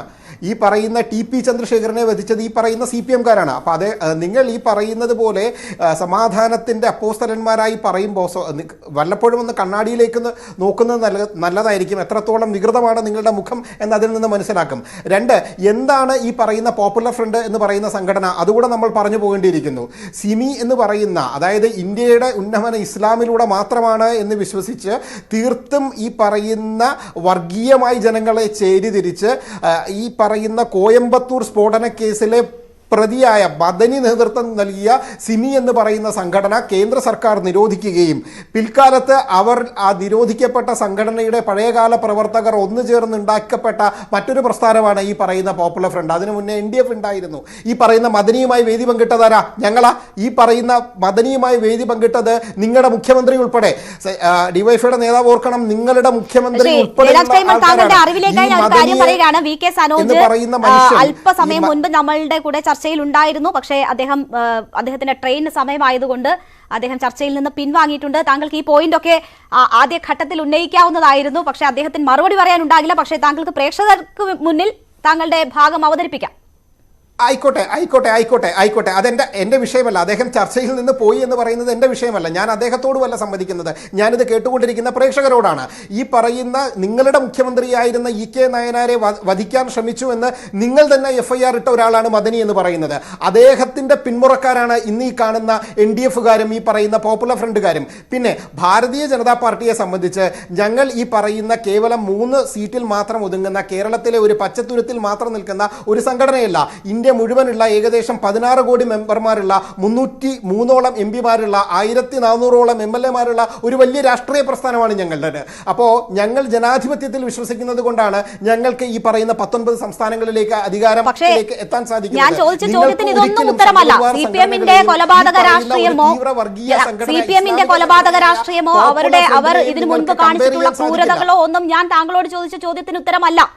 പോപ്പുലർ ഫ്രണ്ട് നടത്തുന്ന അക്രമത്തിന് അതിന്റെ മറുപക്ഷത്ത് നിങ്ങൾ എന്ന് വരുന്നത് ഏതെങ്കിലും തരത്തിൽ ന്യായീകരിക്കാൻ കഴിയുന്നതാണോ എന്നാണ് ഞാൻ ചോദിച്ചത്. രാജ്യം ഭരിക്കുന്ന പാർട്ടിയാകുമ്പോൾ അത്രമാത്രം ഉത്തരവാദിത്തം ഈ സമയം വരെ ഈ പോലീസിന്റെ ഭാഗത്ത് നിന്നോ അല്ല, ഞങ്ങൾക്ക് ഉത്തരവാദിത്തം ഉണ്ടെന്നേ. അതുകൊണ്ടാണ് ഞാൻ പറയുന്നത്, ഞങ്ങളുടെ പ്രവർത്തകർ കേരളത്തിൽ മരണമടയുമ്പോഴും അവരെ കശാപ്പ് ചെയ്യുമ്പോഴും തീർത്തും സമാധാനപരമായ അന്തരീക്ഷത്തിൽ കാര്യങ്ങൾ പോകണം എന്നത് ആഗ്രഹിക്കുന്നത് കൊണ്ടാണ് ഞങ്ങൾ ഇത്തരം കലാപങ്ങളിലേക്ക് അല്ലെങ്കിൽ ഞങ്ങളും ഇത്തരം അക്രമങ്ങളിലേക്ക് ഞങ്ങൾ വഴുതി വീഴാത്തത്. അതായിരിക്കാം ചിലപ്പോൾ പോപ്പുലർ ഫ്രണ്ടും CPM ഒക്കെ എന്താ പറയുക ആലോചിക്കുന്നത്. അവർക്ക് വേണ്ടതും അതായിരിക്കാം. അതിന് BJP കിട്ടില്ല. അങ്ങ് ചോദിച്ചു കുറച്ചു മുന്നേ ഈ പോപ്പുലർ ഫ്രണ്ട് നിരോധനവുമായി ബന്ധപ്പെട്ട് എന്തുകൊണ്ട് കേരളത്തിലെ ഇടതുപക്ഷവും വലതുപക്ഷവും CPM-ഉം കോൺഗ്രസും പോപ്പുലർ ഫ്രണ്ട് പോലുള്ള ഒരു തീവ്ര ഇസ്ലാമിക സംഘടനയെ നിരോധിക്കണമെന്ന ഒരു ആവശ്യവുമായി നാളിതുവരെ ഹോം മിനിസ്റ്റർക്ക്, കേന്ദ്ര ആഭ്യന്തരമന്ത്രിക്ക് ഒരു കത്ത് നൽകിയില്ല?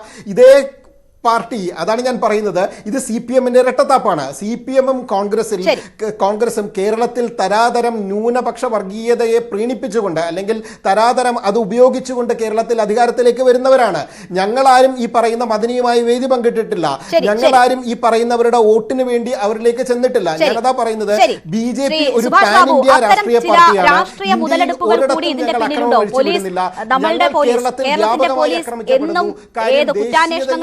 ായാലും മറ്റ് അക്രമ സംഭവങ്ങൾ നിയന്ത്രിക്കുന്നതിന്റെ കാര്യത്തിലും ഒക്കെ പെരുമയുള്ള സേനാ വിഭാഗമാണ്. പക്ഷേ പോലീസ് ഇത്രയും നിഷ്ക്രിയമായി നോക്കി നിൽക്കുമ്പോൾ കൊലപാതകങ്ങൾ ആവർത്തിക്കപ്പെടുന്നതിന്റെ പിറകിൽ അത്തരം രാഷ്ട്രീയ ലക്ഷ്യങ്ങൾ കൂടിയുണ്ടോ? മതതീവ്രവാദ സംഘടനകൾ എന്ന് പറയുമ്പോൾ പോലും ഒളിഞ്ഞും തെളിഞ്ഞും അവരുമായി ചില ഏർപ്പാടുകൾ എന്ന ആരോപണം വളരെ മുൻപ് തന്നെ നിലനിൽക്കുന്നതാണ്. അത്തരം ചില രാഷ്ട്രീയ നേട്ടങ്ങളുടെ ഭാഗം കൂടിയാണോ ഇത്തരം അക്രമ സംഭവങ്ങളുടെ തുടർച്ച? നമുക്ക് അവസാനിപ്പിക്കാം ചർച്ച. അങ്ങനെ നമുക്ക് പറയാൻ പറ്റില്ല. കാരണം രാഷ്ട്രീയ പാർട്ടികളെ സംബന്ധിച്ചുള്ള വോട്ടാണ് അവർക്ക് ആവശ്യം. അവസരോചിതമായി അവരോരോ നിലപാടുകൾ സ്വീകരിക്കും. അതിപ്പോൾ നമുക്ക് പുറത്തുനിന്ന് നമുക്ക് പറയാൻ പറ്റില്ല. അതൊക്കെ അവരുടെ സ്വന്തമായ തീരുമാനങ്ങൾ, അതിനുള്ള അവകാശം അവർക്കുണ്ട്. പക്ഷെ ഇവിടെ എന്താണെന്ന് പറഞ്ഞു കഴിഞ്ഞാൽ, ഇപ്പം പോപ്പുലർ ഫ്രണ്ടിനെ ആയാലും ശരി, NDF ആയാലും ശരി, ഏത് സംഘടനയായാലും ശരി, അവര് ഇവിടെ 4 കൊലപാതകം നടക്കുന്നതിനെ ആശ്രയിച്ചല്ല ഈ നിരോധനമൊക്കെ വരുന്നത്. നിരോധനമൊക്കെ വരുന്ന അടിസ്ഥാനപരമായ പ്രചാരണങ്ങളെന്ത്, അവരുടെ ബൈലോ എങ്ങനെയാണ്, അവരുടെ പ്രവർത്തന രീതി എങ്ങനെയാണ്, അവരുടെ കൺസീൽമെന്റ് ആൻഡ് കാമഫ്ലാഗ് അവരേത് രീതിയിലാണ് പ്രവർത്തിക്കുന്നത്, പിന്നെ അതേമാതിരി അവരെ സംബന്ധിച്ച് അവരുടെ ഇൻട്രസ്റ്റ്, അതായത് പ്രചാരണത്തിന് ഓരോ ആളുകളിലേക്ക് എത്തിച്ചു കൊടുക്കുന്ന അതിന്റെ ഇൻട്രസ്റ്റ് എന്ത് എന്നൊക്കെ വരുന്നത് അത് ദേശീയ താല്പര്യത്തിന് നമ്മുടെ ഭരണഘടനയ്ക്ക് വിപരീതമാണെങ്കിൽ വ്യക്തമായ രേഖകൾ അടിസ്ഥാനത്തിൽ അതിന് റിപ്പോർട്ട് ഉണ്ടാക്കി ആ റിപ്പോർട്ട് പരിശോധിച്ചതിന് ശേഷം ആ റിപ്പോർട്ടിന്റെ അടിസ്ഥാനത്തിൽ ഒരു വിദഗ്ധ സമിതി തീരുമാനമെടുത്ത് ഇത് കോടതിയിലൊക്കെ പോകുന്നതാണ്. അപ്പൊ കോടതിയിൽ പോകുന്നതിന് മുമ്പ് അതിന് വ്യക്തമായ രേഖകൾ ഉണ്ടാക്കിയതിന് ശേഷം മുമ്പൊക്കെ കോടതിയിൽ പോയിട്ടുണ്ട് ഇതേമാതിരി നിരോധനം വരുന്ന അവസരത്തിൽ. അങ്ങനെ പോയിട്ട് അതിന് വ്യക്തമായ തെളിവുകളും അടിസ്ഥാനത്തോടുകൂടി മാത്രമേ നിരോധിക്കാൻ പറ്റുള്ളൂ. 4 കൊലപാതകം ഇവിടെ നടന്നു എന്ന് പറഞ്ഞത് നിരോധിക്കാനൊന്നും പറ്റില്ല. അതിന് വേറെ മാനങ്ങളാണുള്ളത്. ആ രീതിയിലാണ് അതിനെ പറ്റി. പക്ഷേ അത്തരം റിപ്പോർട്ടുകളുടെ അടിസ്ഥാനത്തിൽ നിരോധന നീക്കം നടക്കുന്നു എന്ന് തന്നെയാണ് റിപ്പോർട്ടുകളും. ശ്രീ ജയരാജ് കൈമൾ, നമ്മുടെ സമയം അവസാനിച്ചതുകൊണ്ട് എനിക്ക് താങ്കളിലേക്ക് വരാൻ പറ്റുന്നില്ല. എന്തായാലും ഇത്തരം അക്രമ സംഭവങ്ങൾ അവസാനിക്കേണ്ടത് തന്നെയാണ്. ഇത് ആവർത്തിക്കപ്പെടാതിരിക്കാനുള്ള ജാഗ്രത എല്ലാവരും ഉൾക്കൊള്ളേണ്ടതാണ്. ഇവരെ ഒറ്റപ്പെടുത്തുക എന്നതാണ് ജനസമൂഹത്തിന് ചെയ്യാനുള്ളത്. ഇതിന്റെ തുടർച്ചകൾ ഉണ്ടാകാതിരിക്കട്ടെ എന്ന് നമുക്ക് ആശിക്കാം. പ്രൈം ഡിബേറ്റ് പൂർണ്ണമാകുന്നു. വളരെ നന്ദി ചർച്ചയിൽ പങ്കെടുത്ത VK Sanoj, Jayaraj Kaimal, Shri Subhash Babu. Prime debate പൂർണ്ണമാകുന്നു. നമസ്കാരം.